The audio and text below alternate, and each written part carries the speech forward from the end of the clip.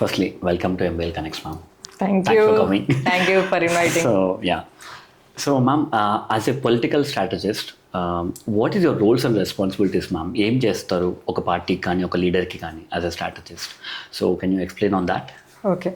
So maybe I can split my role into two. Okay. One is being a political strategist. The other is being a political worker myself. Ante. Okay. So I help others decode their election journeys. అలాగే I also have a politics of my own. Okay. So ఈ రెండు నేను యాక్టివ్గా involve అయ్యాను. Okay. So ఒక strategist role ఏంటంటే to simplify the life of a politician. Okay.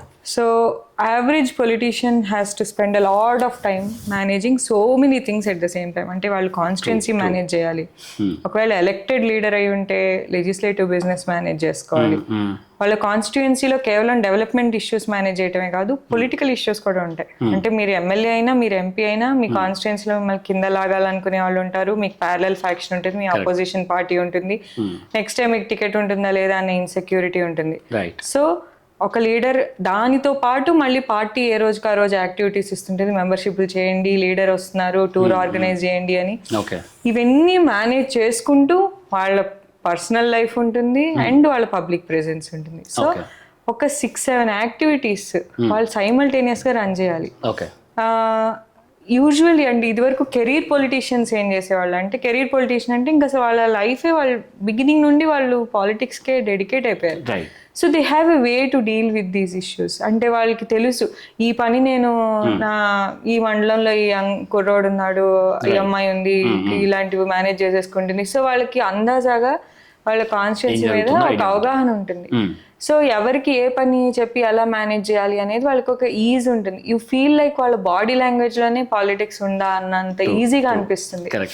But కొద్దిమంది politicians are new in to politics, they need help in managing all these. ఎందుకంటే political activity ఒక్కసారి ఒక స్టామ్ లాగా హిట్ చేస్తుంది.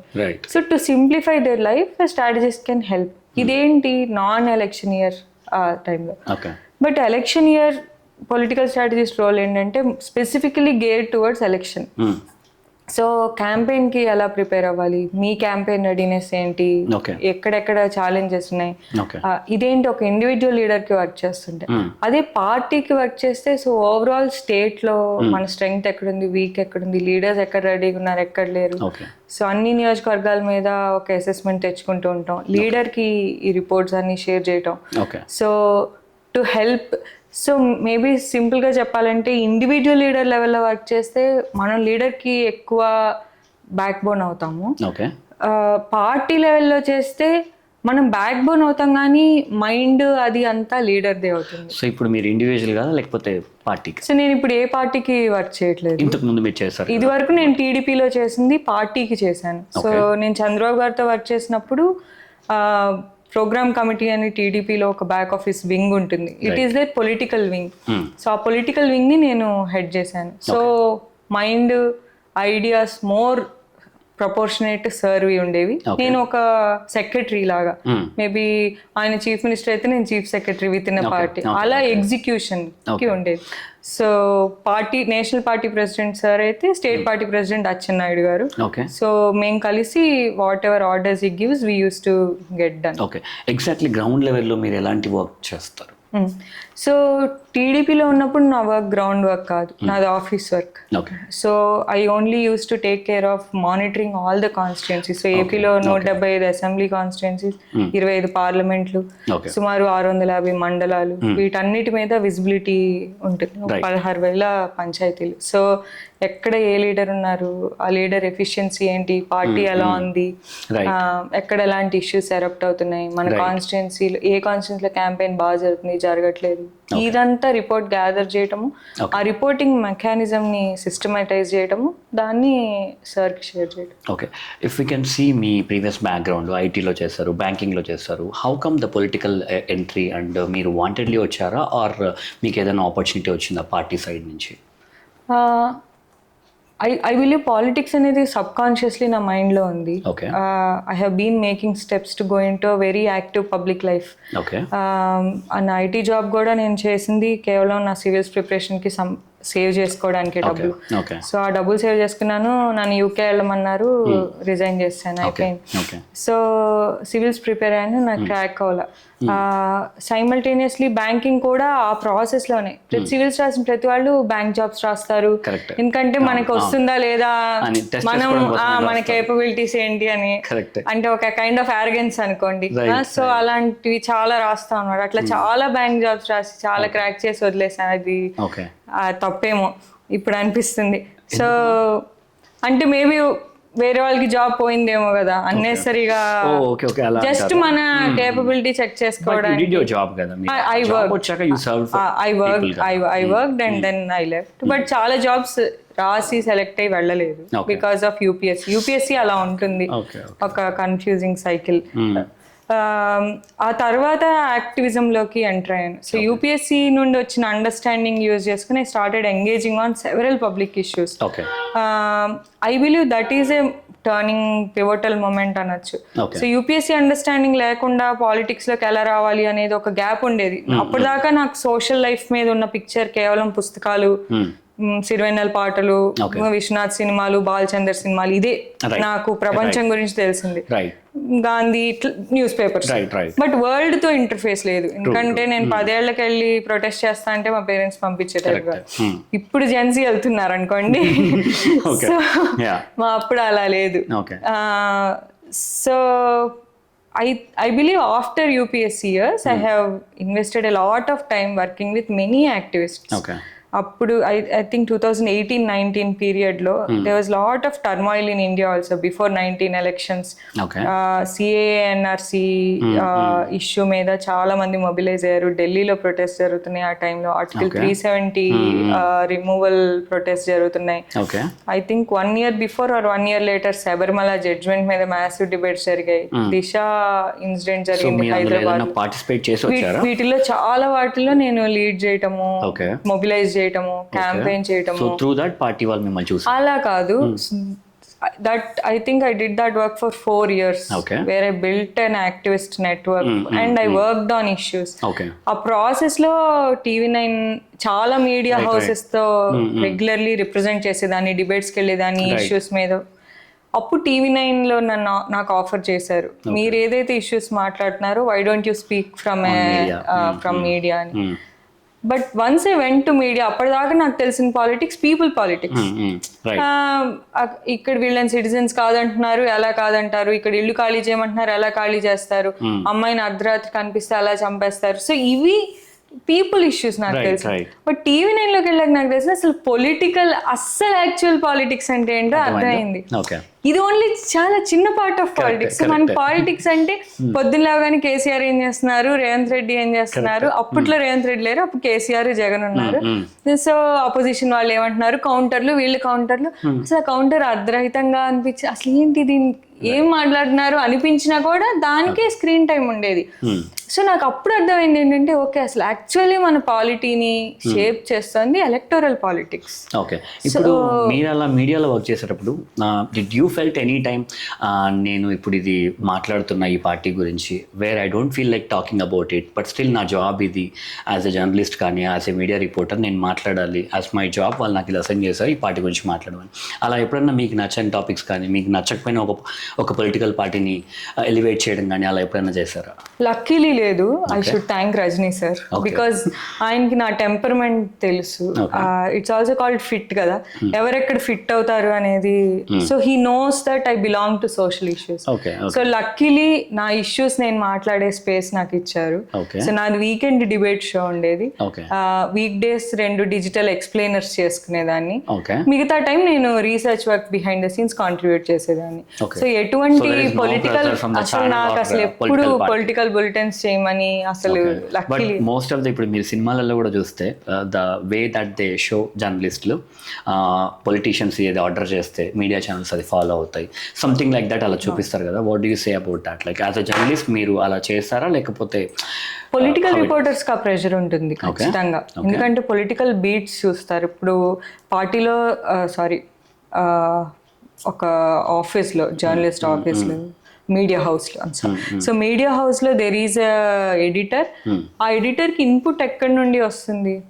So ఇప్పుడు BRS మీద ఇన్పుట్ అనుకోండి, ఆ బీఆర్ఎస్ బీట్ చూసుకునే ఒక రిపోర్టర్ ఉంటారు, బీజేపీ బీట్ చూసుకునే రిపోర్టర్ ఉంటారు. So they serve as the liaison bit the media house and the party head quarters. So I believe the political journalists might face substantial pressure and they have to go through so much of nudging. ఖచ్చితంగా push and pull ఉంటుంది. But నేను political any pressure from the party side or channel side? ఎవరు political journalist ఉండొచ్చు, ఖచ్చితంగా ఉంటుంది. But I'm not one. నేను only social ఇష్యూసే చూసుకునేదాన్ని. So and one more thing ma'am, ఇప్పుడు మీరు యాక్టివిటీస్లో పాల్గొన్నాకనో ఇంకోటో you enter into TDP and work for CBN గారు. సో మీరు చూస్ చేసుకున్న పార్టీయా ఆర్ ఇస్ ఇట్ వాళ్ళు మిమ్మల్ని చూస్ చేసుకున్నారు? సో లేదు, నేను కాన్షియస్లీ చూస్ చేసుకున్నాను. ఏమైందంటే around that time they was Amaravati decision కూడా.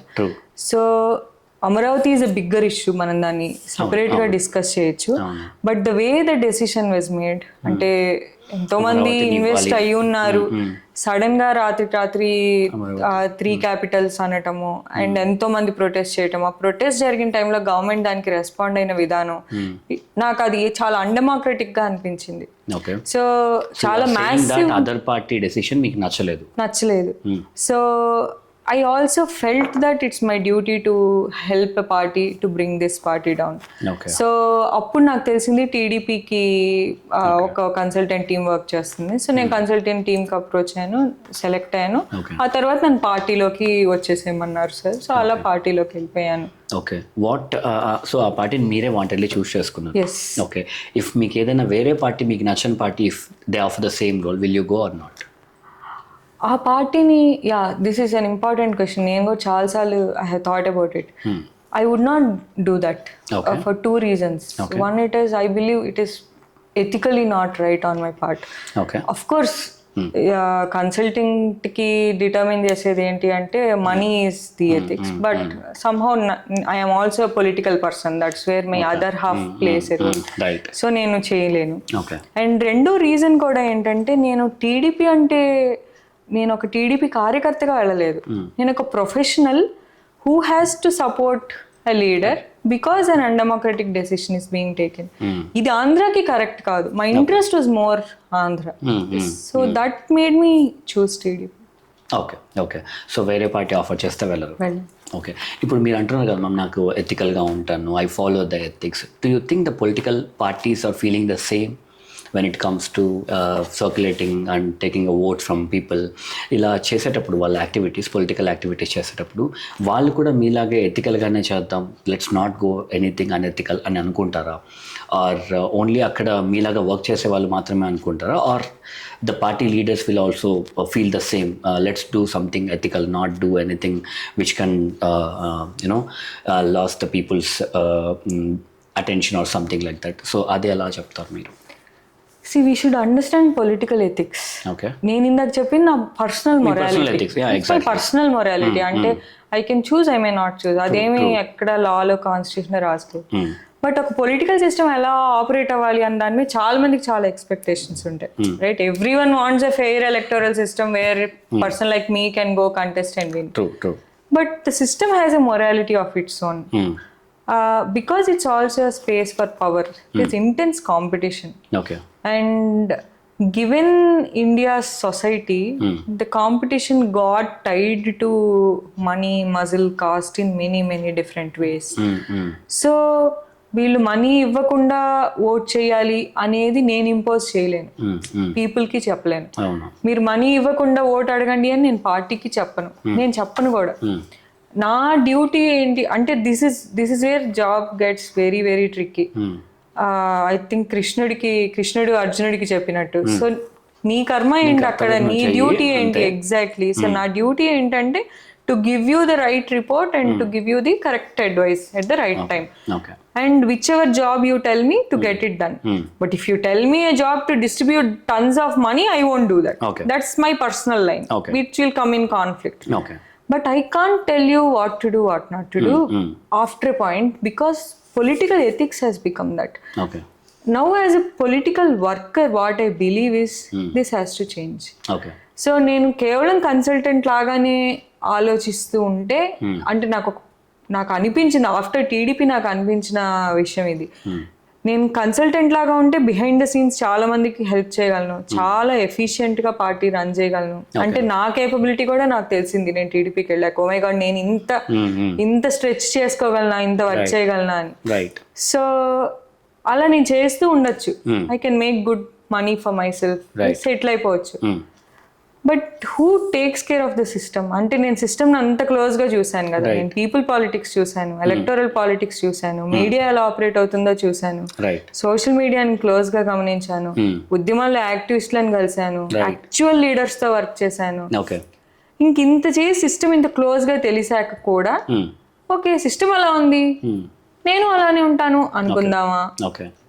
లేదు, సిస్టమ్ ఇలా ఉంది, నేను అందులో చాలా చిన్న చేయమని ఎంత కష్టపడి ఏం చేయగలము.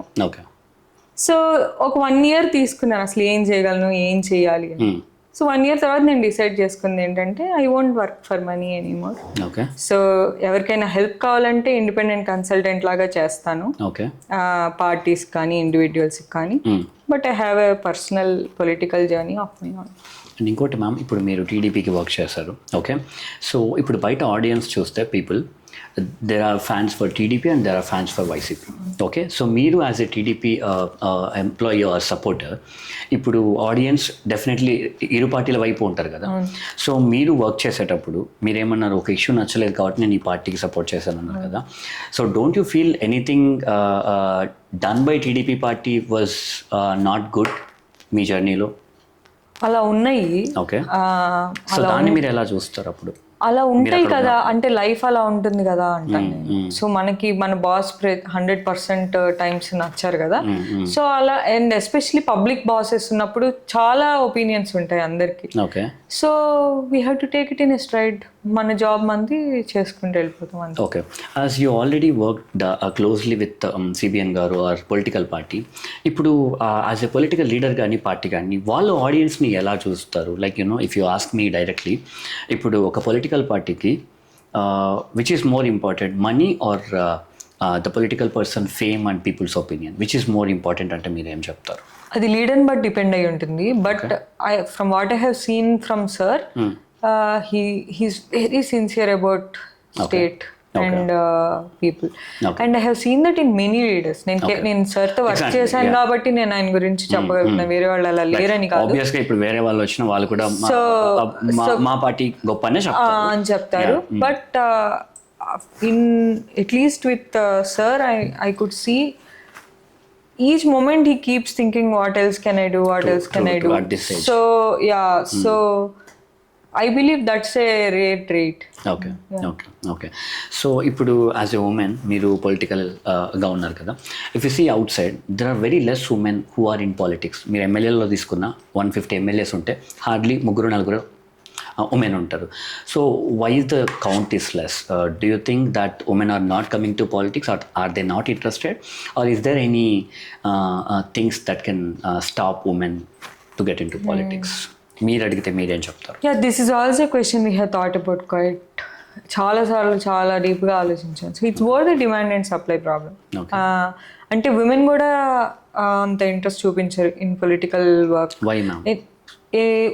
ఒక్క పాయింట్ వరకు పాలిటిక్స్ లో ఎంగేజ్ అవుతారు. మీరు క్యాంపెయిన్స్ చూసినా, బయట ధర్నాలు జరిగినా చాలా మంది విమెన్ ఉంటారు. అది వాళ్ళు లీడర్స్. నేనంటాను ఏంటంటే పొలిటికల్ వర్కర్స్, మీ పొలిటికల్ మీటింగ్ చూడండి, ఒక పొలిటికల్ ర్యాలీ చూడండి, మీకు చాలా మంది ఉమెన్ కనిపిస్తారు. బట్ ఇంతమంది ఉమెన్ లీడర్స్ లో కనిపించరు. ఎగ్జాక్ట్లీ. ఒక కార్యకర్త నుండి ఒక లీడర్ కి ట్రాన్సిషన్ అవడం అనేది వెరీ డిఫికల్ట్ జర్నీ. అది ఈజీ కాదు. It calls for a lot of time, energy, resources. I believe for men, వాళ్ళ house hold is taken care of first. అంటే ఇప్పుడు ఇంట్లో ఇప్పుడు నాకు 2 years పాప ఉంది. అఫ్ కోర్స్ నా హస్బెండ్ కూడా దాని గురించి ఆలోచిస్తాడు. బట్ ఒక పాయింట్ తర్వాత to me if you put everything and her, I would choose her. So చాలా మంది ఉమెన్కి ఆ సపోర్ట్ సిస్టమ్ ఉందనుకోండి, 10,000% లైక్ నువ్వు వెళ్ళిపో అని జస్ట్ వెళ్ళిపోతారు. ఒకటి సపోర్ట్ సిస్టమ్. రెండోది ఏంటంటే ఆ మెంటల్ ఫ్రేమ్ వర్క్ కూడా. ఎందుకంటే మన సొసైటీ ఒక మదర్ ఒక చైల్డ్ని వదిలేసి వెళ్తే సొసైటీ కూడా చాలా హార్ష్గా True. సో ఇప్పుడు for example they may ask me questions, అదేంటి 2 ఏళ్ళు దాన్ని వదిలేసి వెళ్ళిపోయావా. So if you are ask the same question ఒక 10,000 టైమ్స్ మిమ్మల్ని అడిగితే you will definitely feel guilty about it. So నీ చైల్డ్కి బాధ లేదు, నీకు బాధ లేదు, నీ ఇంట్లో వాళ్ళకి బాధ లేదు, బట్ ఆ ఇంప్రెషన్ అనేది మన సొసైటీలో ఉంది. సో అది కూడా ఒక ఉమెన్ని ఇండిసైసివ్గా చేస్తుంది. అంటే నేను వెళ్ళొచ్చా వెళ్ళకూడదా ఏమనుకుంటారు అనేది రెండోది. నెక్స్ట్ మూడోది ఏంటంటే పొలిటికల్ స్పేసెస్ కూడా ఎలా ఉంటాయంటే నాట్ జనరలీ సోఫిస్టికేటెడ్. మీ ఆఫీస్కి వచ్చాను, I felt like okay this a place I can SIT, నలుగురు బాయ్స్ ఉన్నారు, I can go, I can use a rest room, safe space to SIT and work and talk. Political spaces party ఆఫీసులు ఇలానే ఉండొచ్చు, but ఒక 1000 men ఉంటారు, 2 women ఉంటారు, immediately intimidating గా ఉంటుంది. అండ్ వెళ్ళి ప్రొయాక్టివ్ గా మాట్లాడాలన్నా ఒక లీడర్ కన్విక్షన్ తో అమ్మ నువ్వు రా ముందరికి వెనకాల ఉంచినావు ఏంటి అని పిలిచి 1-2 సార్లు పుష్ ఇస్తే బయటకు వచ్చేస్తారు. బట్ అలాంటి లీడర్షిప్ లేకపోతే ఆ వెనకాలే ఆగిపోతారు. ఎందుకంటే మనం ఇట్లా తోసుకుని వెళ్ళింది అనుకోండి, మళ్ళీ 4th నీ క్యారెక్టర్ గురించి మాట్లాడతారు. సో ఎట్ ఈచ్ స్టెప్ అంటే ఆమె ఇల్లు దాటి రావడానికి 2 బ్యారియర్స్ ఉన్నాయి, ఇల్లు దాటి బయటకు వచ్చాక పార్టీ ఒక ఇది ఉంటుంది. సో అంత దాటి వచ్చి ఆమె ఆ బ్యారియర్ దాటుకుంటే ఆమె క్యారెక్టర్ గురించి మాట్లాడతారు. సరే ఇవన్నీ కూడా పోనీ నాకు చాలా స్ట్రాంగ్ విల్ ఉంది నేను నుంచుంటాను అంటే రిసోర్సెస్. సో నీకు మనీ ఎక్కడా, నువ్వు ఎంత నెట్వర్కింగ్ చేయాలి పాలిటిక్స్. సో నువ్వు లాబింగ్ చేయాలన్నా లేకపోతే ఒక క్యాంపెయిన్ ఖర్చు పెట్టాలన్నా ఇంకా ఫైనాన్షియల్ కంట్రోల్ చాలా house holds, even extremely rich house holds లో మనీ మ్యాటర్స్ అంతా మెన్ కంట్రోల్లో ఉంటాయి.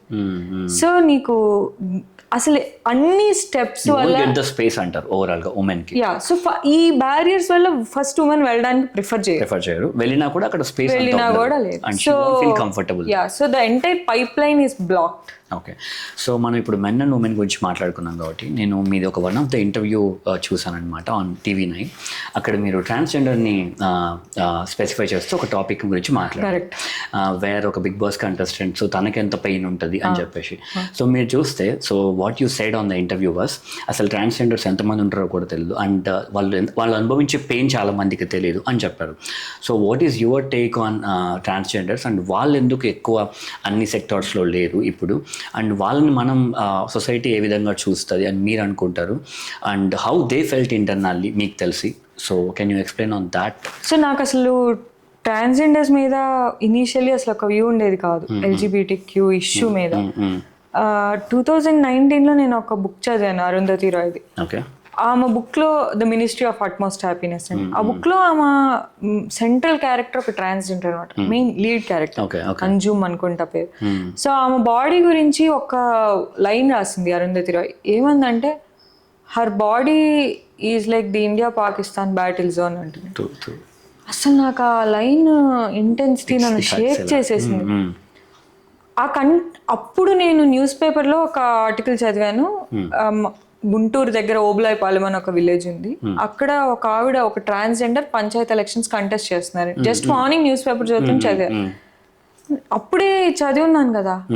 అసలు ఆమె ఏదో ఒక గాడెస్ అనిపించింది నాకు. అసలు ఇంకా అంత ధైర్యం, నేను జస్ట్ వెళ్ళిపోయాను, వెళ్ళి తను కలిసాను, నీరజ అక్క పేరు. ఐ స్పెండ్ హోల్ ఆఫ్టర్నూన్ ఇది లైక్ ఆల్మోస్ట్ ఒక హాఫ్ డే నేను తనతో స్పెండ్ చేశాను. That has షేకెన్ my world. Is there anything that you want to share from that? వాళ్ళ పేరెంట్స్ వద్దంటారు బాలాజీ, అసలు ఫస్ట్ పేరెంట్స్ డిస్కస్ చేసేస్తారు. అండ్ అందుకనే వాళ్ళకి వేరే అమ్మ ఉంటారు. సో యూజువల్లీ ముంబై వెళ్ళిపోతారు, ఎందుకంటే ఈ surgery. What will be the main reason? Get into what? Like to become that transgender. అసలు అలా కాదు, by birth they have different genital disposition. But if you can see the count, most of them are converted. I cannot comment on the converted, నాకు అసలు దాని గురించి తెలియదు. But నేను by birth ఒక డిఫరెంట్ జెనిటల్ డిస్పోజిషన్ ఉన్న వాళ్ళకి and sexual disposition ఉన్న వాళ్ళకి ఒక కాన్ఫ్లిక్ట్ ఉంటుంది. నా బాడీ ఏంటి, నా మైండ్ ఏంటి. నా బాడీ చెప్తోంది ఒకటి, బట్ నా మైండ్ బిహేవ్ చేస్తుంది ఒకటి. అది ఎప్పుడైతే ఎక్స్ప్రెస్ అవ్వడం స్టార్ట్ అవుతుందో బయటికి, ఇంట్లో పేరెంట్స్ యాక్సెప్ట్ చేయరు సోషల్. సో యూజువల్లీ రిజెక్షన్ ఉంటుంది. బై టీనేజ్ రిజెక్ట్ చేసేస్తారు. ఇంకెందుకంటే మీకు ఫీచర్స్ బయట పడిపోతుంటాయి. చూడడానికి అబ్బాయిలా ఉంటాడు, వాళ్ళకి చెస్ట్ గ్రో అవుతుంది. చూడడానికి అమ్మాయిలా ఉంటుంది, వాళ్ళ బాడీ పార్ట్స్ డిఫరెంట్, లైక్ వాళ్ళకి హెయిర్ రావచ్చు. So if it so obvious, then society starts rejecting them. That's when they usually leave for taking care of themselves. ఇంకా యూజువల్లీ అప్పుడు ఇంకా ఏదైనా వాళ్ళు ఇంకెవరైనా సేఫ్ హౌస్ ఉండి వాళ్ళకి సెక్యూరిటీ ఇచ్చి టేక్ కేర్ చేయగలిగితే దే ఆర్ గుడ్.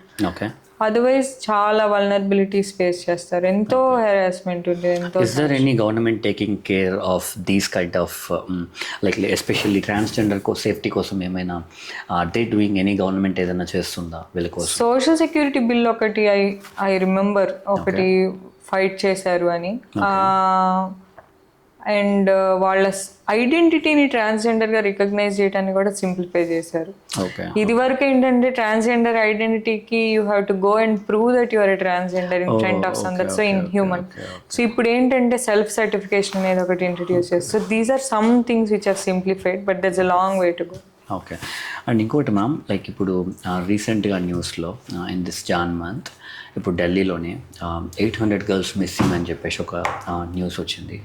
సో ఇప్పుడు ఇలాంటి న్యూస్ చూసినప్పుడు హౌ డిడ్ నేషనల్ పార్టీస్ కానీ లేకపోతే ఎవరు ఎక్కువ రియాక్ట్ అవ్వాలి ఇలాంటి న్యూస్కి, and who is the responsible person if they need to take an action on this issue? అలా మిస్ అయినప్పుడు ఇంతమంది ఒకేసారి ఇలాంటి ఇన్సిడెంట్ ఏదైనా జరిగినప్పుడు who is the responsible person, who is the person need to take action on that? అంటే ఎంత time span లో మిస్ అయ్యారు? In Jan month we seen ఒక మంత్ లో. Yeah. So I seen the news saying that 800 girls missed on Delhi. But ఇలా జరిగినప్పుడు do you think that there is political parties are అంటే మనం ప్రతిదీ politicise చేయక్కర్లేదు అసలు. ఇది ఆఫ్ కోర్స్ వాళ్ళు లీడర్షిప్ ఇవ్వగలుగుతారు, బట్ ఒక సిస్టమ్ ఫంక్షన్ అవ్వాలి కదా. So generally DGP is the head of police in that state, and వాళ్ళ కింద ఎన్నో ఇప్పుడు ఉమెన్స్ స్పెషల్ సెక్యూరిటీ వింగ్స్ ఉంటున్నాయి. సో వాళ్ళు హోమ్ మినిస్ట్రీతో కలిసి వర్క్ చేస్తూ, ఉమెన్ చైల్డ్ డెవలప్మెంట్ తో కలిసి వర్క్ చేస్తూ జనరలీ రిజాల్వ్ చేస్తారు. This is how it usual protocol ఇది. మరి అసలు ఒక్క మంత్ లో ఎందుకు జరిగింది, స్పెసిఫిక్ గా ఒక సిటీలో ఎందుకు జరిగింది, that is stunning. Okay. So you said that not only politics, there are many things involved అని మీరు అంటున్నారు, అంతే? మెనీ థింగ్స్ అనే కంటే చెప్పాలంటే there is a system behind political leader. ఇప్పుడు పొలిటికల్ లీడర్ ఈ 5 years వస్తారు వెళ్ళిపోతారు, బట్ ఒక సిస్టమ్ ఉండాలి కదా, ఇన్స్టిట్యూషన్ రన్ అవుతూ ఉండాలి కదా. సో ఇక్కడ నుండి యూజువల్లీ గర్ల్స్ ని ట్రాఫిక్ చేస్తున్నారు, ఆ ట్రాఫిక్ చేసిన గర్ల్స్ ని ఇక్కడికి తీసుకెళ్తున్నారు. సో ఇంత elaborate network of crime across India ఉంది. సో ఈ ఇంటెలిజెన్స్ 5 years లో డెవలప్ అయ్యేది కాదు కదా. So over period of time ఈ డేటా పాయింట్స్ అన్ని గ్యాదర్ అయ్యి సెంట్రల్ ఇంటెలిజెన్స్ బిల్డ్ అవ్వాల్సింది కదా. సో ఆ ఇంటెలిజెన్స్ మీద యాక్ట్ చేసేది లీడర్, ఆర్ ఒక యాక్షన్ తీసుకోమని డిక్టేట్ చేసేది లీడర్, బట్ ఆ ఇంటెలిజెన్స్ బిల్డ్ చేయడం అనేది మన మెషినరీ కదా. So it is governance. Okay, then ఆ ఇష్యూ పక్కన పెడితే I talk about one political issue. As you already closely work with AP politics, ఇప్పుడు ఏదైనా ఒక ఇష్యూ జరిగినప్పుడు as a general audience or people ఏమనుకుంటారంటే ఎవరి ఫ్యాన్స్ వాళ్ళ తప్పు కాదు అనుకుంటారు. లైక్ ఒక పార్టీ ఫ్యాన్స్ ఏమనుకుంటారు, మా పార్టీ తప్పు చేస్తున్నది, ఇంకో పార్టీ ఫ్యాన్స్ మేము తప్పు చేయలేదు అనుకుంటారు. If we take a big issue in AP politics, maybe TTD laddu issue if we can take, so most of the people opinions are they did it or they did it అనేది పక్కన పెడితే మనం కూడా దాన్ని జస్టిఫై చేయలేం. So ఇప్పుడు అలా ఒక ఇష్యూ జరిగినప్పుడు ఏ పొలిటికల్ పార్టీది కరెక్ట్ అనేది చెప్పేసి ఎలాగో కనుక్కోలేము. And is there any metrics at least వీళ్ళ సైడ్ ఏమన్నా పాజిటివ్ ఉండొచ్చేమో అని కనుక్కోవడానికి ఒక ఆడియన్గా, ఒక normal person, is there anything like where we can judge based on that, or ఏదైనా ఎక్కడైనా మాకు పాజిటివ్గా ఇది కరెక్ట్ అని ఎక్కడైనా తెలిసే ఛాన్స్ ఉంటుందా ఫర్ ఆడియన్స్ అలా ఇష్యూ జరిగింది? అంత అథారిటేటివ్గా తెలియదు, బట్ మెట్రిక్ కన్నా చెప్పాలంటే ఒక అప్రోచ్ అయితే సజెస్ట్ చేయగలను. అంటే ఇలాంటి ఇష్యూస్ని మనం ఎలా చూడాలి అన్న అప్రోచ్ చెప్పగలను. సో ఫస్ట్ మనం వెస్టెడ్ ఇంట్రెస్ట్ తీసేయాలి దాన్ని చూసేటప్పుడు. సో నేను ఈ పార్టీ అన్న వెస్టెడ్ ఇంట్రెస్ట్ తీసేసి అసలు అక్కడ ఇష్యూ ఏంటి. సో టీటీడీ లడ్డూకి సప్లై చేసిన నెయ్యి ఆర్ ఆయిల్ అనేది అడల్టరేట్ అయ్యింది, అది ఇది వరకు ఏ స్టాండర్డ్స్ ఫాలో అవుతున్నారో అది ఫాలో అవ్వట్లేదు. సో ఫస్ట్ అయిపోయింది. అయిపోయాక దాని మీద నెక్స్ట్ స్టెప్ ఏం జరగాలి. సో దాని మీద ఒక ఎంక్వైరీ కమిషన్ ఆర్ దాని మీద ఒక రిపోర్ట్ రావాలి. ఆ రిపోర్ట్ వచ్చాక ఒక డెమోక్రసీలో ఏం జరగాలి, ఒక రిపోర్ట్ వచ్చింది, దొంగలు ఎవరు అని తెలిసాక తెలిసాక నెక్స్ట్ స్టెప్ ఏమవుతుంది, శిక్ష పడాలి. సో జ్యుడిషియరీకి వెళ్తుంది. సో జ్యుడిషియరీ వీళ్ళకి ఏం జడ్జిమెంట్ ఇస్తుంది, అక్కడితో యాక్చువల్ ప్రాసెస్ అది. బట్ మధ్యలో ఏమవుతుందంటే ఈ రిపోర్ట్ కి జ్యుడిషియరీకి మధ్య పాలిటిక్స్ వస్తుంది. సో ఎందుకంటే ఈ రిపోర్ట్ ని ప్రతి వాళ్ళు మేము దేవుణ్ణి పొలిటిసైజ్ చేయం అంటున్నారు, మనం ఆ రిపోర్ట్ ని ఎలా చెప్తాము, ఆ రిపోర్ట్ గురించి మనం ఎలా మాట్లాడతాము అనేది కూడా ఒక ఆడియన్స్ గమనించాలి. ఫర్ ఎగ్జాంపుల్ టీటీడీ విషయంలో ఏమవుతుంది, ఆ లడ్డు అనేది అడల్టరేట్ అయ్యింది, మేము ఇది కరప్షన్ అని చెప్పి ఫైన్ చేసాము, ఇంత ఫైన్ చేశాక కూడా దీని గురించి మేము పబ్లిక్ కి చెప్పకుండా ఉండలేము, చెప్తే అది దైవద్రోహం అవుతుంది, మేము దేవుడిని నమ్ముతున్న వాళ్ళం, మేము దేవుడి భక్తులం, సో అసలు ఇంత పాపంకి ఒడిగట్టారు కాబట్టి మేము ఖచ్చితంగా తగిన శిక్ష పడేలాగా చేస్తాం. ఇది ఒక ఫెయిర్ నేరేటివ్. బట్ నాకు ఈ నేరేటివ్ లో కనిపించిన ఒక చిన్న ప్రాబ్లం ఏంటంటే, మనం దీన్ని కరప్షన్ ఇష్యూ అంటున్నామా, హిందువుల ఇష్యూ అంటున్నామా? హిందువుల ఇష్యూనే, అసలు అందులో విభేదించాల్సిన అవసరం లేదు, ఎందుకంటే తిరుపతి హిందువులేగా, హిందువులు కూడా అది తిరుపతి లడ్డు కాబట్టి హిందువుల లడ్డు, సో అది హిందూ ఇష్యూనే, దానిలో డిఫరెన్స్ లేదు. హిందూ ఇష్యూని హిందువులకి జరిగిన కరప్షన్ ఇష్యూ లాగా చూస్తామా, హిందువుల మీద ఒక క్రిస్టియన్ ప్రభుత్వం చేసిన ఇష్యూ లాగా చూస్తామా? That is a point that the viewer has to be careful about. ఇప్పుడు నాకు అనిపించింది ఏంటంటే, అట్లీస్ట్ నాకు టీడీపీతో వర్క్ చేసిన ఎక్స్పీరియన్స్ నుండి, ఈ TDP is a secular party. So ఇండియాలో సెక్యులర్ పార్టీ అంటే ఏం ఎక్స్పెక్ట్ చేస్తారంటే, మతాన్ని నిందించకుండా అన్ని మతాల్ని సమానంగా. కాకపోతే ఇప్పుడు మనకి సెక్యులరిజం అనేది కూడా ఒక బూత్ పదం లాగా అయిపోయింది కాబట్టి, సో మీరు సెక్యులర్ అంటే సెక్యులర్ అనేస్తున్నారు. సో సెక్యులర్ అంటే వెంటనే లేదు నేను హిందూని అని ప్రూవ్ చేసేసుకోవాల్సి వస్తుంది. సో అందుకని నేను గుడి చుట్టూ ఎన్ని ప్రదక్షిణలు చేశాను, నేను ఎన్ని అంగ ప్రదక్షిణలు చేశాను, ప్రతి ఒక్కళ్ళు వాళ్ళు హిందూ అని ప్రూవ్ చేసుకోవాల్సి వస్తుంది. సో అది ఒక problem. So what I believe is we have shifted the narrative in between these two. అంటే ఇప్పుడు కాన్ఫ్లిక్ట్ ఏంటంటే, టీటీడీ లడ్డు విషయంలో అడల్టరేషన్ జరిగిందా లేదా కాదు ఇష్యూ, అది కరప్షన్ ఇష్యూ జరిగిందా, రిలీజియన్ ఇష్యూ జరిగిందా అనేది నేరేటివ్ షిఫ్ట్ అయింది.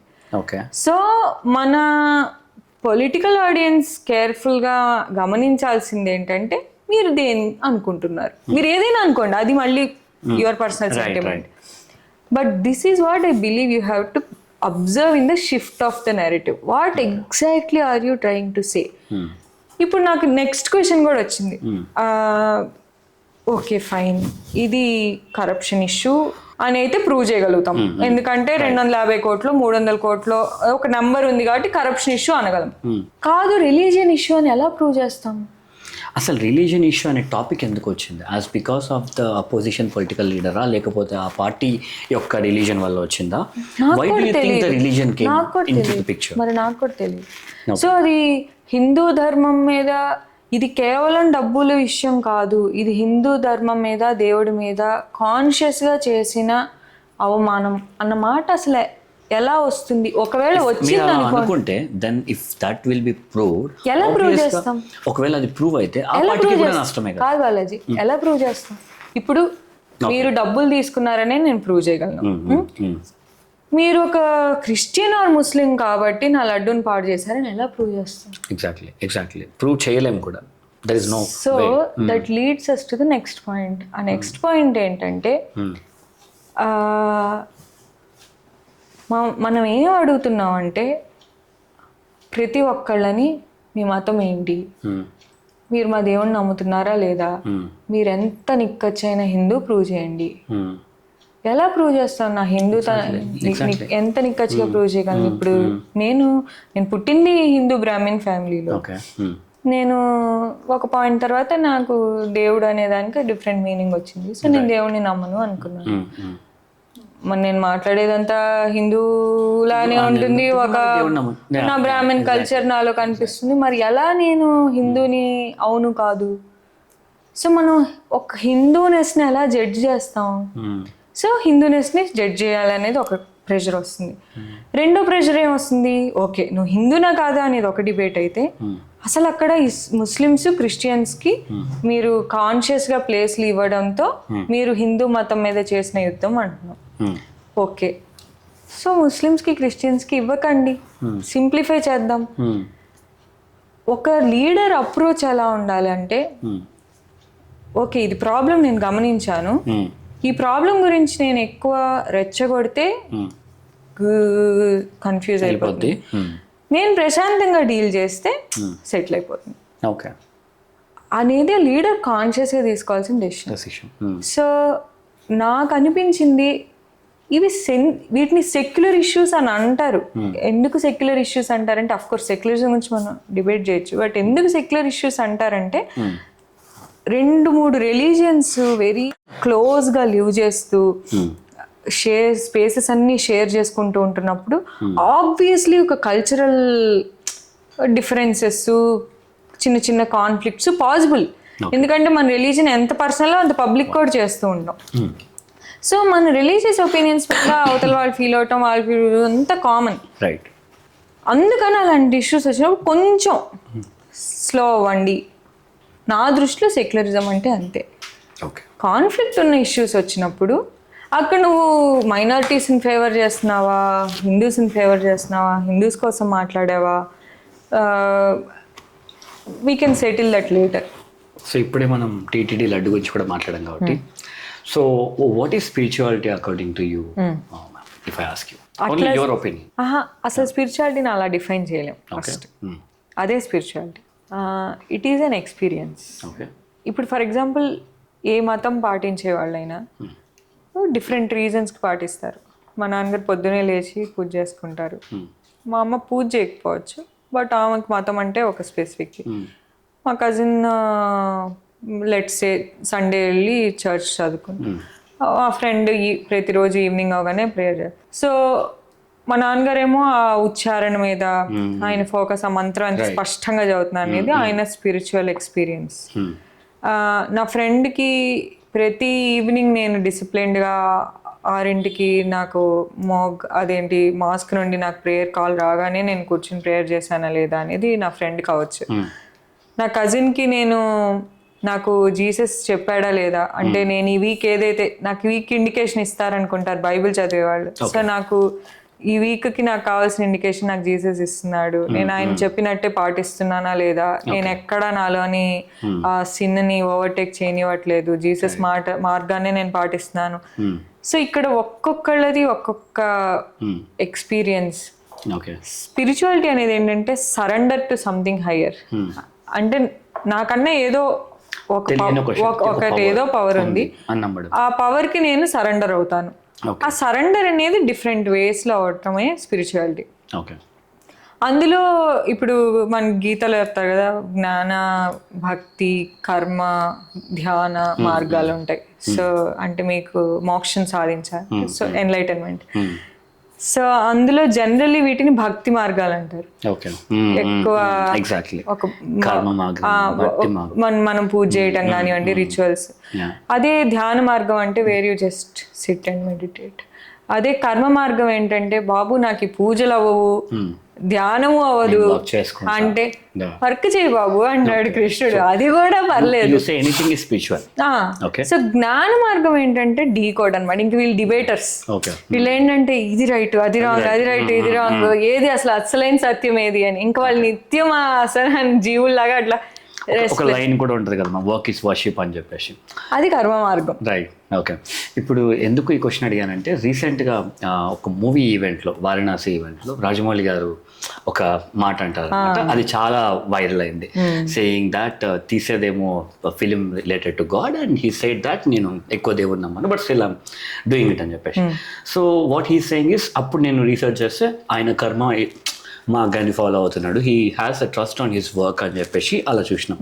సో అప్పుడు ఐ డిసైడ్, ఓకే ఇలా మార్గం ఉంటుంది. సో ఒక ఇండివిజువల్ పర్సన్కి తను చేసే ఏదైనా సరే, if he do 100% and if he feel like trustful on the process, that is spirituality అని నేను అనుకున్నా ఆ వీడియో చూశాక, నేను చేసిన రీసెర్చ్ ప్రకారం. సో అది కరెక్టా, లేకపోతే ఓన్లీ వర్క్ చేసి అసలు నేను టెంపుల్కి వెళ్ళను, నేను ఇట్లా భక్తి మార్గంలో ఉండను అంటే అది కరెక్టా? So what do you say? నాకు తెలిసినంత రాజమౌళి గారు ఏథిస్ట్. సో ఆయన దేవుడు ఉన్నాడు, ఇట్లా పైన ఫోర్సెస్ ఉన్నాయి, బిలీవ్ చేయరు. ఆయన పని ఆయన చేసుకుంటారు, సింపుల్. హిందూయిజంలో ఉన్న ఆయన I think he also doesn't call himself a Hindu, but he can have an opinion and make movies. No, I am an atheist. Okay. I come from a Hindu Brahmin family. Okay. So హిందూయిజంలో ఉన్న greatness ఏంటంటే you can choose which ever way and you still have access to God. అంటే God, Hindu God's ఎంత flexible అంటే like నేను 35 years లైఫ్లో గమనించాను కదా, ప్రతి ఒక్కరికి మోక్షానికి యాక్సెస్ ఉంది. హిందూయిజంలో సెంట్రల్ ఆస్పెక్ట్ ఇస్ మోక్షం. సో నువ్వు ఎలా నీ సోల్ని లిబరేట్ చేస్తావు, అంతే కదా. సో అందుకని ఆశ్రమాలు అంటారు కదా మనకి, గృహస్థాశ్రమం తర్వాత వానప్రస్థాశ్రమం. సో చిన్నప్పుడేమో గుర్తురావట్లా. సో చదువుకుంటారు, గురుకులాలకు చదువుకుంటారు, తర్వాత ఫ్యామిలీని లీడ్ చేస్తావు, ఆ తర్వాత రిటైర్ అయిపోతావు, వానప్రస్థానికి వెళ్ళిపోతావు. ఇది చేస్తే నీ డ్యూటీ అయిపోయింది. సో 90% ఇండియన్ ఫ్యామిలీస్, మన పేరెంట్స్, అడల్ట్స్ వీళ్ళందరూ రిలేట్ అయ్యి దీనికే. వాళ్ళు ఏమనుకుంటారు, 30 ఏళ్ళు ఉద్యోగం చేశాను, నిన్ను చదివించాను, పెళ్లి చేశాను, ఇల్లు కట్టించాను, నా డ్యూటీ అయిపోయింది. వాళ్ళకి అదే మోక్షం. సో 60 నుండి కొంచెం ఎక్కువ టెంపుల్స్ విజిట్ చేయగలుగుతారు. ఈ 30 ఏళ్ళు పాపం విజిట్ చేయలేరు. వాళ్ళ హెల్త్ కి టైం ఉండదు, దేవుడికి టైం ఉండదు, ఏముండదు. కానీ దేవుడు వాళ్ళని ఏమండు, ఎందుకంటే వాళ్ళకి తెలుసు నాకు 60 తర్వాత మొత్తం నీకే. సో 70s లో వారణాసికి వెళ్తాను. సో ఐ బిలీవ్ అది ఒక పర్సనల్ ఎక్స్పీరియన్స్ రిలీజియన్ అనేది. నేను హిందూయిజం చూశాను కాబట్టి నాకు అందులో చాలా ఫ్లెక్సిబిలిటీ కనిపించింది, ఎలా అయినా మోక్షాన్ని సాధించడానికి. సో నేను ఇప్పుడు వేరే రిలీజియన్ స్టడీ చేస్తున్నా, అసలు వాటిలో హైయెస్ట్ ట్రూత్ ఏంటి, వాళ్ళు ఏం ప్రిస్క్రైబ్ చేస్తారు అనేది. సో ఐ బిలీవ్ మనం ఇంకో పాడ్కాస్ట్ చేస్తే నేను వేరే రిలీజియన్ ఎక్స్పెరిమెంట్స్ చెప్పగలుగుతాను. Okay. So when it comes to spirituality అంటారు మ్యామ్, ఇప్పుడు గోయింగ్ ఫార్వర్డ్ అండ్ ఇప్పుడు కూడా చూస్తాం మీకు చాలా టెంపుల్స్ ఎక్కువైపోతున్నాయి, భక్తులు కూడా ఎక్కువైపోతున్నారు. So don't you feel any time is it going more commercial than spiritual? మీకు ఎప్పుడైనా అలా అనిపించిందా? లైక్ అంటే ఈ డిబేట్ ఎప్పుడు ఉంది, ఫ్రాంక్లీ చెప్పాలి. నా చిన్నప్పుడు కూడా నేను వినేదాన్ని. అదే మళ్ళీ హిందూయిజం ఎలా ఉంటుందంటే, ఒక హయ్యర్ గ్రేడ్ మోక్షం సాధిస్తున్న వాడికి లోవర్ గ్రేడ్ వాడి మీద ఏంటి పొద్దున్నే లేచి పూజలు వ్రతాలు అంటావు, గీత చదువు అంటారు. కింద వాడికేమో గీతలు నాకు తెలియదు, నేను కూర్చుని రామకోటి రాస్తా అంతే, నా డివోషన్ అదే. ఈ టసిల్ ఎప్పుడు ఉంది, which is a better form of expression of religion అనేది. ఇప్పుడు కొంచెం వెళ్తుంది, ప్రాస్పెరిటీ పెరిగింది, టైం ఉంటుంది, సర్ప్లస్, సో టెంపుల్స్ లోకి ఆ ఎక్స్ప్రెషన్ వెళ్ళింది. బట్ నా దృష్టిలో ఆ సెంట్రల్ ఎక్స్ప్రెషన్ అనేది ఏమీ చేంజ్ అవ్వలేదు. ఓకే. ఇప్పుడు లెట్స్ ఈ స్పిరిచువాలిటీకి సంబంధించి ఇన్ నేషనల్ పాలిటిక్స్, ఇప్పుడు అయోధ్యలో మన రామ మందిరం కట్టారు కదా, బట్ స్టిల్ బీజేపీ పార్టీ అక్కడ లాస్ అయింది. Okay. So why is that? Like even though BJP party has initiated the process and everything, why Ayodhya people hasn't elected BJP party అని అంటే మీరు ఏం చెప్తారు? మేబీ నేను ఒక కన్సల్టెంట్ లాగా మాట్లాడితే నేను దాని డేటా, మీ నార్మల్ ఒపీనియన్ మీకు ఎలా కనిపిస్తుంది అది? సో నేను అలా మాట్లాడలేను. సో నేను మేబీ డేటా చూస్తే నేను యాక్యురేట్గా చెప్పగలను. నేను అసలు పర్సూ చేయలే. బట్ నాకు పర్సనల్లీ అనిపించింది ఏంటంటే, మీరు యాక్చువల్ చాలా డిఫికల్ట్ క్వశ్చన్ అడిగారు. అంటే నేను దీని గురించి అదే నేను అనుకున్నాను, నేను అవి చెప్తే నేను అవి ఎలా చెప్పాలని ఆలోచిస్తున్నాను. అంటే ఇదే నేను అనేది సెక్యులరిజం అంటే ఏంటంటే కొంచెం బాధ్యతగా మాట్లాడటం, ఒక స్టెప్ బ్యాక్ తీసుకొని ఎలా అర్థమయ్యేలాగా కాంట్రవర్సీ చేయకుండా ఎలా మాట్లాడాలి అని. సో రామ మందిరం విషయంలో జరిగింది ఏంటంటే,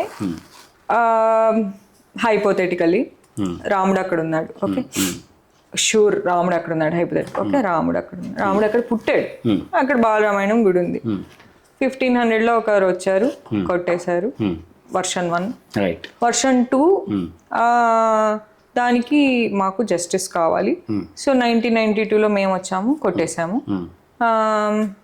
2024లో ఫైనల్లీ మేము గుడి కట్టించాం. ఇది 4 స్టెప్స్ ఇందులో. మనం డిబేట్ ఇక్కడ చేస్తున్నాం, నేను ఇక్కడ చేద్దాం అంట. ఓకే, సో డిబేట్ 24 గురించి చేయొద్దు, అసలు అక్కడ రాముడు ఉండటం గురించి చేద్దాం. సో నేనేమంటానంటే, నేను ఏ స్కూల్ ఆఫ్ ఫిలాసఫీకి చెందిందానంటే, ఒక గ్రేట్ పాట ఉంది, నేను దాని పాటగానే పాడతాను.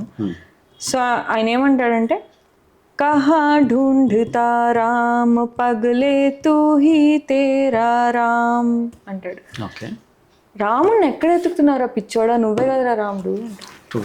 సో నాకు తెలిసిన మతం ఏంటంటే, నువ్వే రాముడు, అసలు నీ ఇల్లే రాముడు. నేను నా తాతని చూశాను, మా తాత గురించి మా అమ్మ వాళ్ళు కథలు చెప్తారు. అయోధ్య రామ మందిరంకి ఇటుకి ఇవ్వండి అని వస్తే ఆయన పూజ చేసుకుంటున్నారు, అయ్యా నా రాముడు నా ఇంట్లో ఉన్నాడు అయ్యా, ఇప్పుడు మీరు నా రాముడిని పెట్టి రాజకీయం చేయకండి, చక్కగా మా రాముడు ఇంట్లో ఉన్నాడు అన్నారు మా తాత. ఆయన మరి చాలా నిష్ఠాగరిష్ఠుడైన బ్రాహ్మణుడే, యాక్చువల్ సనాతన ధర్మం పాటించే హిందువే. నేను ఈ స్కూల్ ఆఫ్ హిందూయిజంలో పెరిగా. ఇప్పుడు నాకు రాముడు ఇక్కడే ఉన్నాడు, ఆరు ఇక్కడే ఉన్నాడు అని చెప్పేసి నేను బాబర్ చేసిన బాబర్ చేశాడు అనేది వర్షన్ 1. సో బాబర్ చేశాడు అనుకుని అగ్రి అయితే దాన్ని నేనే సమర్థించట్లా. ఓకే, అతని మతం అతని కొట్టేయమని చెప్పుంటే, నా మతం మరి నన్ను కొట్టేయమని చెప్పలేదని మా తాత అన్నాడు. నాకు తెలిసింది అదే. నువ్వు ఎందుకు కొట్టేశావు 92లో? నాకు అసలు అది అన్యాక్సెప్టబుల్. నాకు అసలు అర్థమే కాదు. నాకు ఇంకా అర్థం కాని విషయం ఏంటంటే, 2024లో అది కట్టి ఈ రోజు నేను ఇండియాలో రామరాజ్యం స్థాపించాను అంటే నాకు ఇంకా బాధ కలిగింది. ఎందుకంటే ఇన్ని వేల ఏళ్ల సివిలైజేషన్ ఉన్న సనాతన ధర్మం అంటున్నారు, ఆ సనాతన ధర్మాన్ని ప్రూవ్ చేయడానికి ఒక రాముడి గుడి కట్టాలా? అది కడితే నేను ప్రూఫ్ అంటే మనం ఈ సివిలైజేషన్ని, ఈ మతాన్ని ఒక రాజకీయ పార్టీ యొక్క ఒక క్యాంపెయిన్కి రెడ్యూస్ చేసేసాం. నాకు అది బాధ కలిగిస్తుంది అనమాట. సో నాకు అయోధ్యలో వాళ్ళు ఎందుకు ఓడిపోయారు టెక్నికల్లీ తెలియదు కానీ. Okay, so when it comes to national politics again, ఇప్పుడు let's take South India. Okay, maybe Telugu states అనొచ్చు, ఇంకోటి. సో సౌత్ ఇండియాలో తీసుకుంటే ఎక్కడ బీజేపీ లేదు, మోర్ దాన్ ప్లేసెస్లో. Why is that, especially in south India, if I ask you? So do you have any justification for that, even though Modi is doing many things, or maybe other parties doing whatever the things, why BJP party is not there in South Indian states? If you take Telangana, Congress, look, whatever, like, you know, only our area lo unna parties maatrame mana South India lo rule chestunnai. Most of the national parties are ruling north side and other side. So why is that? Like, I believe one is strong, very strong regional parties and hegemonies. అంటే cost wise గా divide అయిపోయి party హెజ్మనీస్ ఉన్నాయి ఇక్కడ, అసలు break చేయలేము. Right. Tamil Nadu అలాగనే, ఆంధ్ర అలాగనే, I think Telangana అలా కాదు. తెలంగాణలో ఆ స్పేస్ ఉంది బీజేపీకి. Kerala is a communist thing, కర్ణాటకలో బీజేపీ ఉంది. బట్ ఈ 3 states maybe Tamil Nadu, Andhra Pradesh and Kerala is communist. So Tamil Nadu and Andhra Pradesh specific గా జూమ్ ఇన్ చేస్తే, ఇక్కడ 2 కాస్ట్స్ దగ్గర మీకు వెల్త్, పవర్, రిసోర్సెస్ అన్ని కంట్రోల్ అయిపోయినాయి. అండ్ లో లెవెల్లో కూడా ఈ కాస్ట్ బేస్డ్ రిలేషన్షిప్స్ చాలా స్ట్రాంగ్ గా ఉన్నాయి. So when you come try to cut across horizontally, religion based unification ఆంధ్రాలో కష్టం, ఎందుకంటే కాస్ట్ ఎఫినిటీస్ చాలా స్ట్రాంగ్ ఆంధ్రాలో.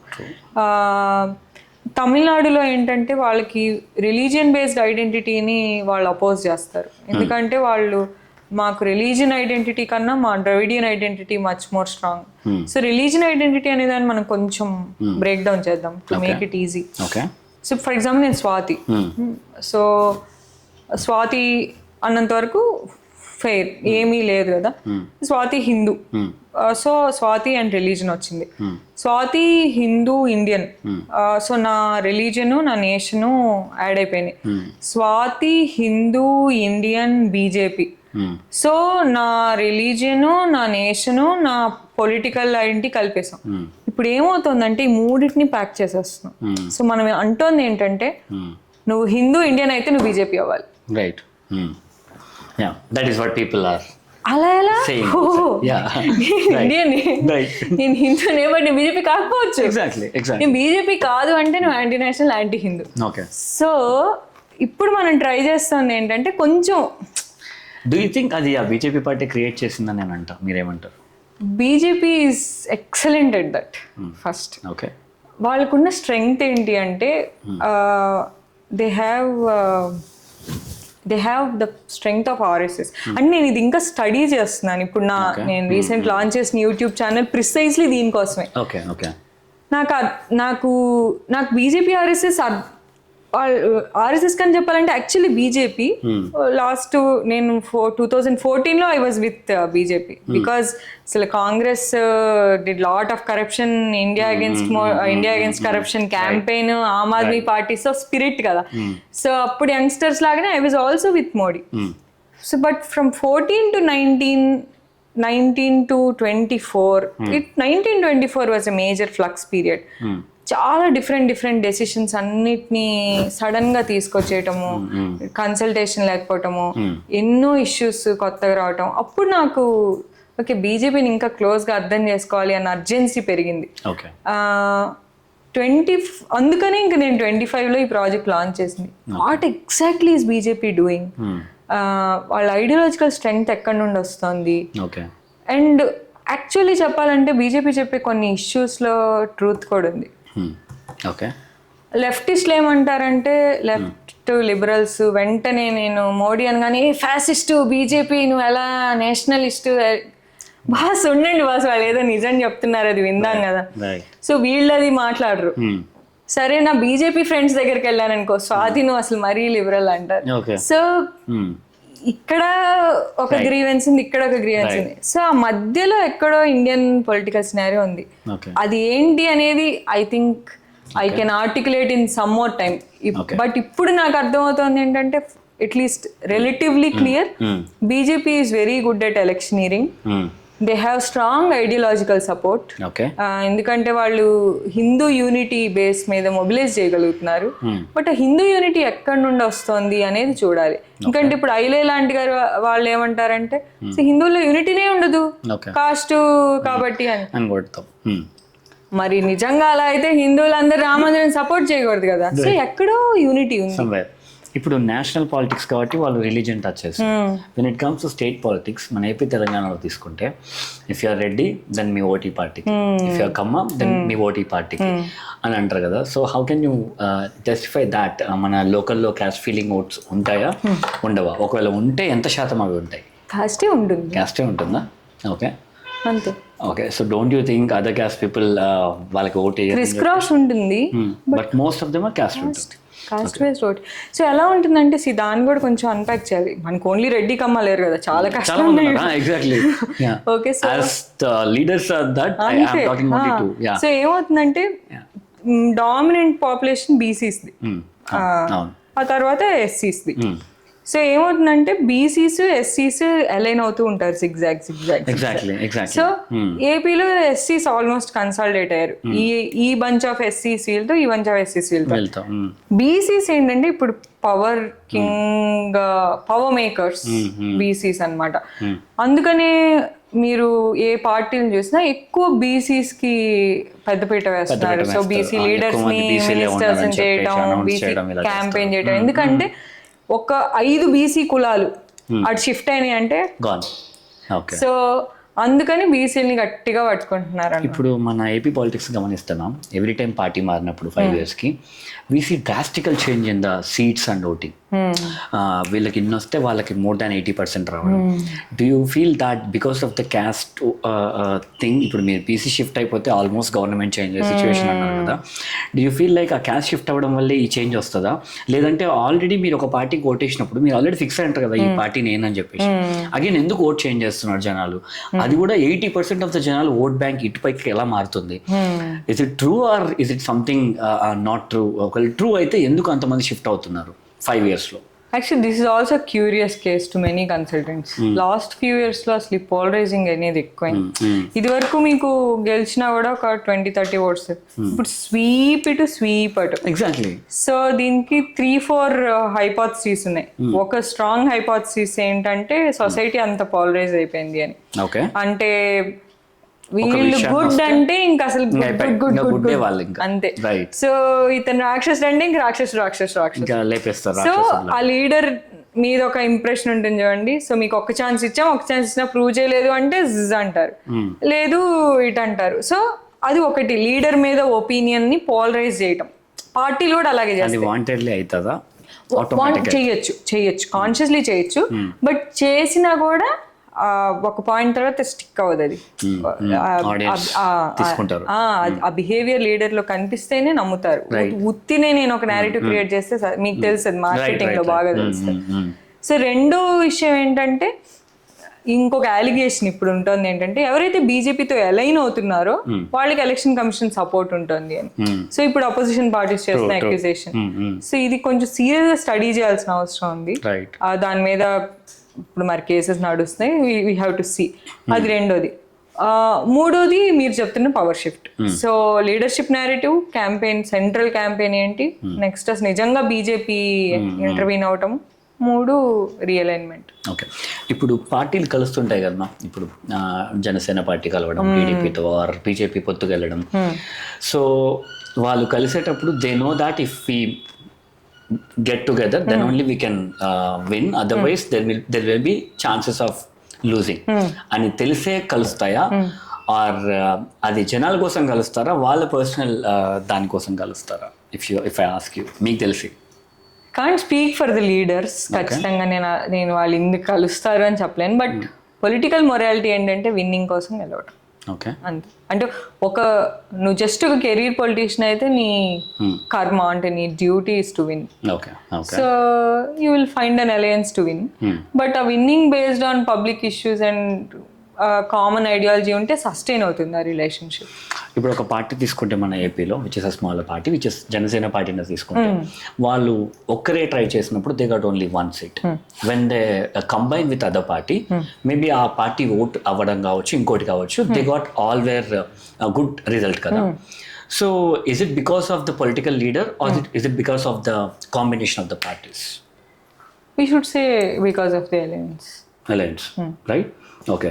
సో ఇప్పుడు అలా ఇంకొక పొలిటికల్ పర్సన్ కూడా ఎంటర్ అయ్యి ఈ గేమ్లోకి మేము కూడా అలాగే చేస్తాం అని అనుకునే ఛాన్స్ ఎంతవరకు ఉంటుంది? ఇప్పుడు వేరే స్టేట్స్లో మళ్ళీ celebrities are coming in to politics. వాళ్ళు కూడా ఫస్ట్ ఇండివిజువల్గా ట్రై చేస్తారు. If it is not working then alliance. But still ఇండివిజువల్గా ట్రై చేసేటప్పుడు ఆ పార్టీ గురించే ఇంకోటో మాట్లాడడం ఇలాంటివి జరుగుతాయి. So is this complete game only about politics or somewhere will they think about at least people a little? So ఇట్లా political celebrities మన పొలిటికల్ జర్నీలోకి వచ్చినప్పుడు, ఇప్పుడు మన ఏపీని ఎగ్జాంపుల్ తీసుకుంటే జనసేన పార్టీలో అలయన్స్ అప్పుడు మాత్రమే గెలిచింది. సో డూ యూ థింక్ ఇంకా అలాంటి వాళ్ళు వచ్చి ఇట్లా గెలవకపోతే మళ్ళీ అటు సైడ్ వెళ్ళడము? So is it how do you see all this? So మీరేమంటున్నారంటే వీళ్ళు అలయన్స్ చేసుకునే ముందర ఆర్ ఇండిపెండెంట్ కంటెస్ట్ చేసే ముందర పీపుల్ గురించి ఆలోచిస్తారా అని? అసలు అట్లా చూడొద్దు దాన్ని. అంటే అది వ్యూ ఫ్రేమింగ్ రాంగ్. అది మనం ఎలా చూడాలంటే అసలు వాళ్ళు పీపుల్ గురించి ఆలోచించారు కాబట్టి వాళ్ళు పాలిటిక్స్కి వచ్చారు ఫస్ట్. అంటే పీపుల్ గురించి ఆలోచించడం అనేది అయిపోయింది. నేను ఆ క్వశ్చన్ నా మైండ్ లో సెటిల్ చేసేసుకున్నాను. సో ఇప్పుడు నేను నెక్స్ట్ క్వశ్చన్ గురించి ఆలోచిస్తాను. నెక్స్ట్ క్వశ్చన్ ఏంటి? If I have to serve those people, I have to get into power. How do get into power? Simple. So if I believe that I can independently stand and win, I will go. If I learn అంటే కొన్నాళ్ళు దెబ్బలు అయ్యాక నేను lesson నేర్చుకుని లేదు politics కేవలం ఐడియాలజీతో అభిమానులతో అయ్యేది కాదు, మనకి అలయన్స్ స్ట్రాటజీ ఉండాలి నేర్చుకుంటే they go for alliance. But it has to be tested and tried out. జనసేనకి వర్క్ అవ్వంది, మేబీ టీవీకి వర్క్ అవ్వగలిగేది ఏంటంటే జనసేన ఎమర్జ్ అయ్యేటప్పుడు YSRCP strong, TDP strong and రెండు స్ట్రాంగ్ పార్టీస్ ఉన్నాయి ఆల్రెడీ. బట్ టీవీకి ఎమర్జెన్సీ టైంలో ఏమవుతుందంటే ADMK weak, DMK strong. So they only have one big contender and one peer. But YCP and TDP were stalwarts when Janasena emerge. ఎందుకంటే జగన్ అప్పుడే he founded his party, he was consolidating himself. So That's not the case with Vijay. Okay. So possibly Vijay can have a better shot. Okay. So when you're talking about parties, ma'am, let's take a social media as an example. ఇప్పుడు social మీడియాలో చాలా parties గురించి news కానీ things కానీ viral అవుతుంటాయి కదా. How major role that social media plays on electing or winning a political party as per you? ఇప్పుడు బాగా ప్లే చేస్తుంది. Okay. 24 election was an Instagram election. Really? Okay. So మీరు ఒకవేళ అలా అంటే ఇప్పుడు సెలబ్రిటీకి ఉన్నంత సోషల్ మీడియా ఇన్ఫ్లుయెన్స్ పొలిటికల్ నాయకులకి ఉండకపోవచ్చు. అప్పుడు సెలబ్రిటీ నిలబడితే ఆబ్వియస్ గా వాళ్ళే గెలవాలి కదా, but still that doesn't happened కదా. అలా కాదు. See you should have political credibility. మిమ్మల్ని గెలిపిస్తే మీరు ఏదో చేయగలరన్న ఫస్ట్ ఆ ఎస్టాబ్లిష్మెంట్ ఉండాలి. ఓకే. కేవలం నేను తీసుకొచ్చి పప్పిని కూర్చోబెట్టి ఇదే సీఎం అంటే గెలుస్తుంది సోషల్ మీడియాతో అన్నట్టు కాదు. Should have a proven record. కొన్ని ఫౌండేషన్స్ ఫండమెంటల్స్ మీట్ అయ్యాక game changing role social media play చేస్తుంది. Okay. అట్లా. So how much is the percentage that social media is playing? Last 1 month, 1 month before election, we can say social media అసలు extremely important అవుతుంది. Okay. Do you think ఇప్పుడు జరిగే elections తెలంగాణలో దానికి కూడా it will play key role? GHMC election. Okay. So and ఇంకొకటి ma'am, ఇప్పుడు ఈ సోషల్ మీడియా గురించి మాట్లాడేటప్పుడు ఇప్పుడు ప్రతి ఒక్క పార్టీ ఎమ్మెల్యే కానీ ప్రతి ఒక్క క్యాండిడేట్ కానీ they come to social media. And మీరు చూస్తే మన ఎలక్షన్స్ ఎప్పుడైనా సరే పార్టీ మారేటప్పుడు కానీ వేరే పార్టీ గెలిచేటప్పుడు కానీ 2-3 ఇష్యూ, ఒక 2-3 ఇష్యూస్ వల్లనే మొత్తం చేంజ్ అయిపోతుంది. సో ఆ ఇష్యూస్ని సోషల్ మీడియాలో ఎంత బాగా పెనిట్రేట్ చేయగలిగితే అంత బాగా విన్ అవుతారు అనేసి నాకు తెలిసిన నాలెడ్జ్ ప్రకారం. సో మీరేమంటారు, అలా ఇష్యూస్ ని హైలైట్ చేసే గెలుస్తున్నారా ఆర్? Of course. సో వాటిని ఫ్లాగ్షిప్ ఇష్యూస్ అంటారు. అంటే మన లీడ్ క్యాంపెయిన్ ఇష్యూస్ ఉంటాయి. సో ఇప్పుడు ఒక trend lead issues where you believe that ఒక 60-70% సొసైటీని నేను పోలరైజ్ చేయగలను ఈ ఇష్యూ మీద, దాని మీద ఇంకా వెళ్ళిపోవడమే.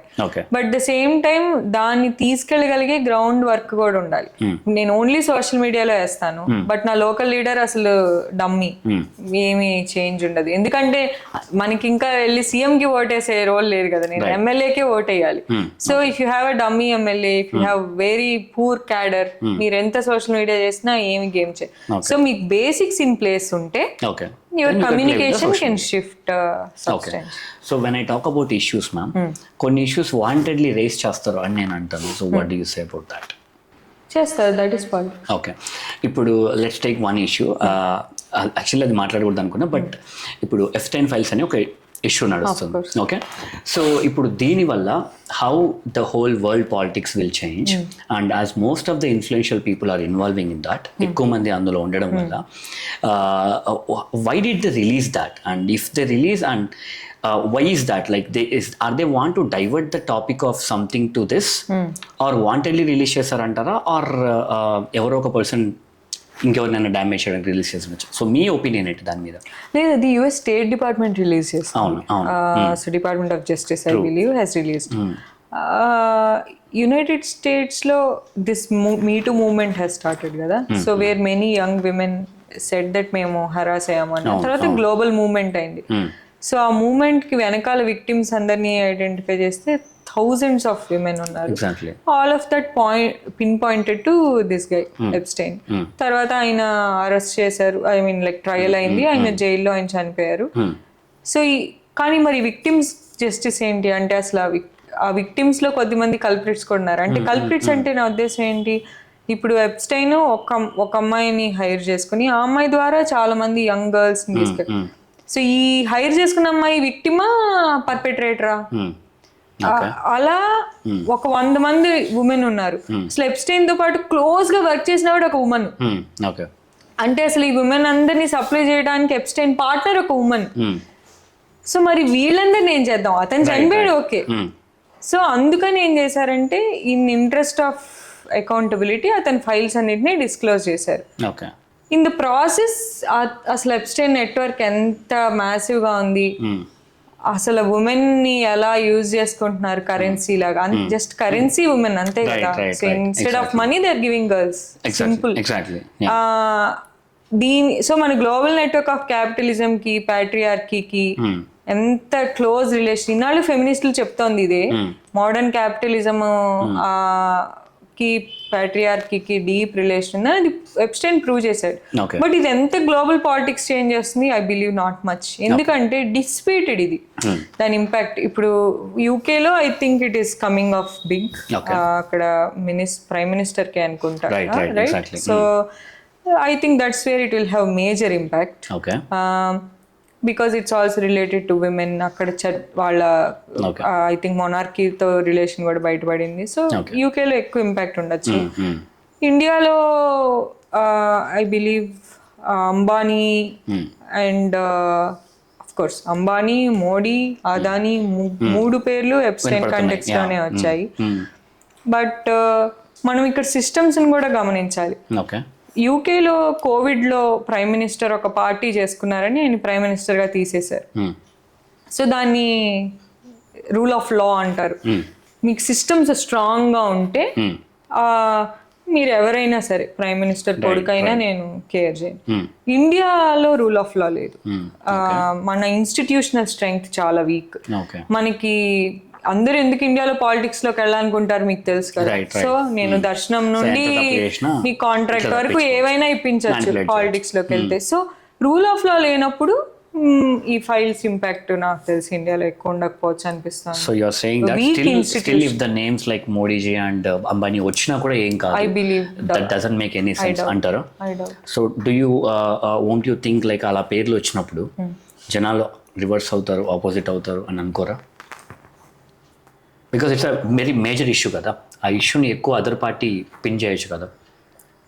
సో ఇప్పుడు ఇండియాలో నేరేటివ్ ఆర్ పబ్లిక్ డిస్కోర్స్ ఎలా ఉంది అంటే, నాకు అది మేజర్ ఇష్యూ ఎప్పుడు అవుతుంది అంటే నేను బీజేపీ అపోనెంట్ అయితే నాకు అది మేజర్ ఇష్యూ. నేను బీజేపీ ఫాలోవర్ అయితే అది ఫేక్ న్యూస్. సో అందుకని అది మేజర్ ఇష్యూ అవ్వదు. అది పబ్లిక్ ని ఎడ్యుకేట్ చేయటం అనేది అపోజిషన్ పార్టీ రెస్పాన్సిబిలిటీ అవ్వాలి, సివిల్ సొసైటీ రెస్పాన్సిబిలిటీ అవ్వాలి, మీడియా రెస్పాన్సిబిలిటీ అవ్వాలి. మన మీడియా పరిస్థితి మనకు తెలుసు. మీడియా అంటే government in power, opposition party strength కూడా మనకు తెలుసు. సివిల్ సొసైటీని ఇప్పుడు నిన్నే ఐ థింక్ అదానీని మోడీని లింక్ ని ఎక్స్పోజ్ చేశారని ఒక జర్నలిస్ట్ ని అరెస్ట్ చేశారు నిన్నే గుజరాత్ కోర్ట్. క్రిమినల్ డిఫమేషన్ వేశాడు అదానీ. 500 కోట్లు 500 కోట్లు నష్టం జరిగిందని క్రిమినల్ డిఫమేషన్. అతనికి 500 కోట్లు నష్టమైందని ప్రూవ్ అవ్వలా. యాక్చువల్లీ ఆ మోనోపలీ ఉంది అనే రీజనబుల్ గా అన్ని న్యూస్ పేపర్స్ ఆర్టికల్స్ వేసినాయి దాని మీద. ఇతను జస్ట్ ఆర్టికల్స్ షేర్ చేశారు, అతను ఒపీనియన్ షేర్ చేశాడు. Business line, mint, reputed papers అన్ని కూడా షేర్ చేసే ఆర్టికల్స్. అతను వాటిని రీట్వీట్ చేశాడు. He was arrested. So I believe civil society also may not speak because civil society repression undi. So Mari, who will go and speak against Modi and hold this to account? Maybe opposition party should do, but what strength they have ante numbers levu parliament lo, the public lo kuda support ledu. Mari ever question చేస్తారు?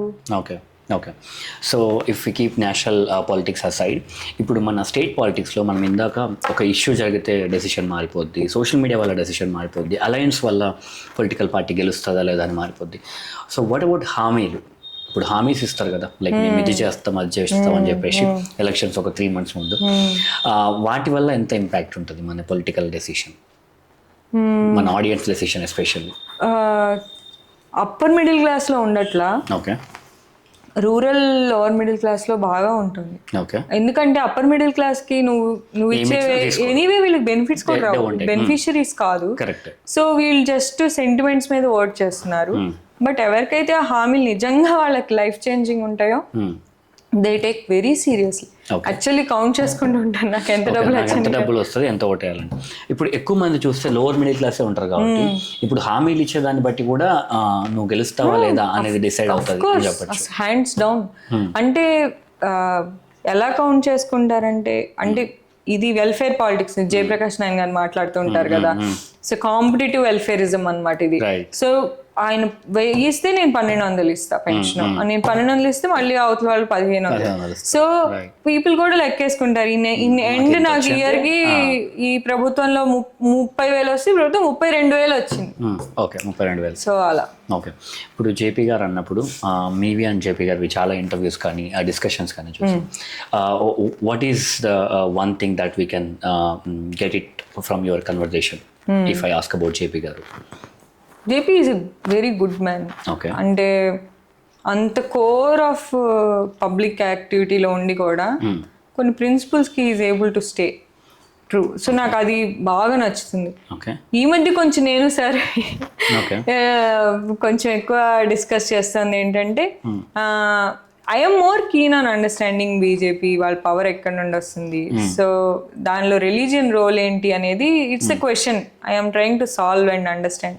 Sir ఏమంటారంటే religion లేదు Swathi, development వల్లే వేస్తున్నారు ప్రజలు vote అంటారు. BJP development చేస్తాను కాబట్టి vote చేస్తారు, కేవలం రామ మందిరం ఆ last few months election tactic ఇంకా ప్రతి పార్టీ చేసేదే అంటారు. నేనేమో కాదేమో సార్, వాళ్ళు రిలీజియన్ వాడుకొని సొసైటీని ఇచ్చేస్తున్నారు అని. That's where we are having and ఇంకోటి, ఇప్పుడు మీరు అన్నారు కదా ఇందాక లోవర్ మిడిల్ క్లాస్ ఈ డబ్బులు ఎంచుకొని ఓటేస్తారని చెప్పేసి, బట్ ఒక మిస్కన్సెప్షన్ ఏంటంటే మన ఏపీ తెలంగాణ మన తెలుగు స్టేట్స్లో ఎస్పెషల్లీ రీసెంట్గా మన ఏపీ పాలిటిక్స్ తీసుకుంటే because of the party didn't done good things for government employees, that's the reason government employees can take the decision and they can change the party అని చెప్పేసి ఒక ఎక్కడో చదివాను నేను. బేసిక్గా గవర్నమెంట్ ఎంప్లాయీస్ ఎప్పుడైతే సాటిస్ఫైడ్ లేదు ఆ రూలింగ్ పార్టీకి చాలా ఎఫెక్ట్ అవుతుంది అని చదివాను. What do you say about? ఇది కూడా జేపీ సార్ చాలా సార్లు చెప్పారు.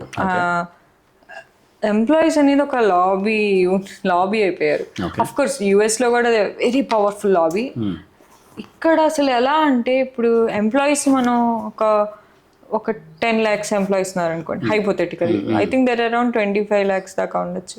బట్ మీరు 10 lakhs ఎంప్లాయీని టచ్ చేస్తే 10 into 4 40 lakhs డైరెక్ట్ గా గాన్. అంతేకాదు వీళ్ళు సోషల్ ఇన్ఫ్లుయెన్సర్స్ కూడా. సో ఒక టీచరు ఆ ఊర్లోకి వెళ్తూనే చెప్పయ్యా అన్నయ్య తమ్ముడు అందరితో మాట్లాడుకుంటూ వెళ్తారు. సో ఈ 10 మందికి వీళ్ళు గవర్నమెంట్ మీద ఏం బాగాలేదు అన్నారా, సో వాళ్ళకి సోషల్ పవర్ కాంటాక్ట్ ఉంటుంది కాబట్టి గవర్నమెంట్ ఆఫీస్ లో కూర్చునే వాళ్ళని కూడా మీరు సెక్రటరీకి వెళ్ళండి, గవర్నమెంట్ ఆఫీస్కి వెళ్ళి కూర్చోండి, ఫస్ట్ మామూలుగా క్యాజువల్ గా కాన్వర్సేషన్ ఓపెన్ చేయండి, ఏంటిది మేడం ఎలా ఉంది మేడం అంటే ఈ గవర్నమెంట్ వచ్చాక అన్నారనుకోండి. సో మీకు ఒక ఇంప్రెషన్ ఫామ్ ఉంది. అందుకని వాళ్ళు ఒక క్రిటికల్ లాబీ అయిపోయారు.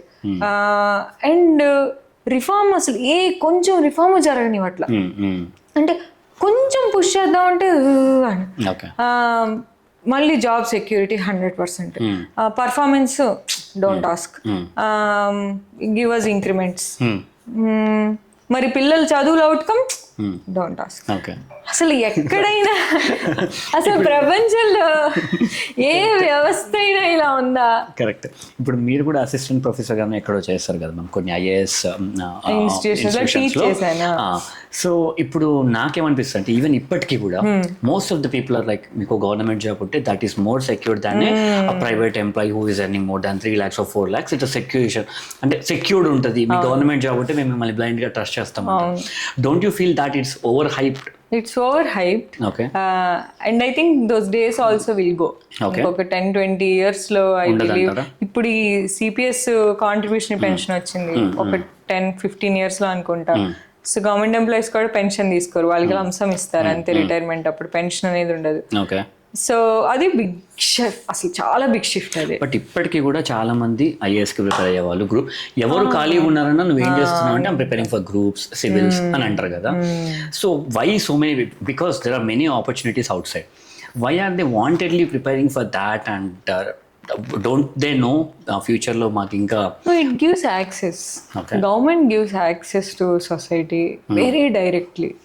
మీరు ఏ ప్రైవేట్ సెక్టర్లో అయినా చేయండి, the amount of access a bureaucrat has to public and non-political access. ఇప్పుడు నేను ఒక పొలిటికల్ లీడర్ అయ్యి పీపుల్కి యాక్సెస్ తెచ్చుకోవడం వేరు, బట్ నేను కేవలం నా మెరిట్ మీద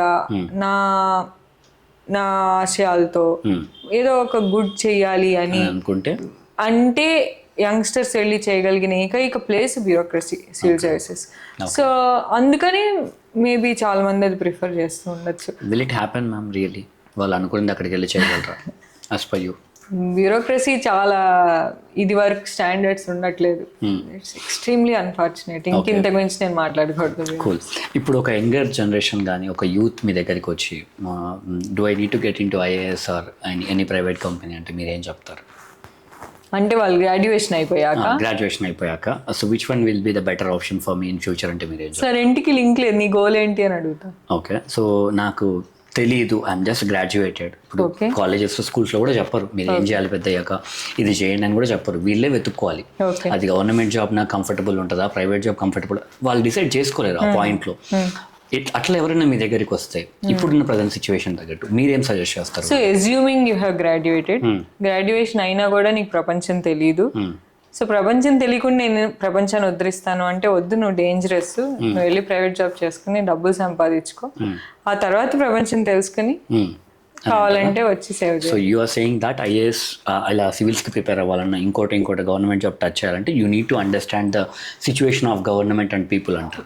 పీపుల్ గవర్నమెంట్ కాదు, కొంచెం ప్రపంచం తెలియాలి అంటే కాస్త అవగాహన ఉండాలి. అసలు ఎవరు ఏం చేస్తున్నారు, నువ్వు అసలు ఐఏఎస్ ఎందుకు అవ్వాలనుకుంటున్నావు? మీరు ట్రైన్ చేసిన students are they aware ma'am? Actually 5 students సర్వీస్కి వెళ్ళారు. జస్ట్ లాస్ట్ వీక్ ఒక స్టూడెంట్ గ్రూప్ 2 సెలెక్ట్ అయింది, మెసేజ్ చేసింది. ఒకతను ఐపీఎస్, ఇద్దరు ఐపీఎస్లో ఉన్నారు. ఒకతను ఐఏఎస్, ఒకతను ఐపీఎస్లో ఉన్నారు.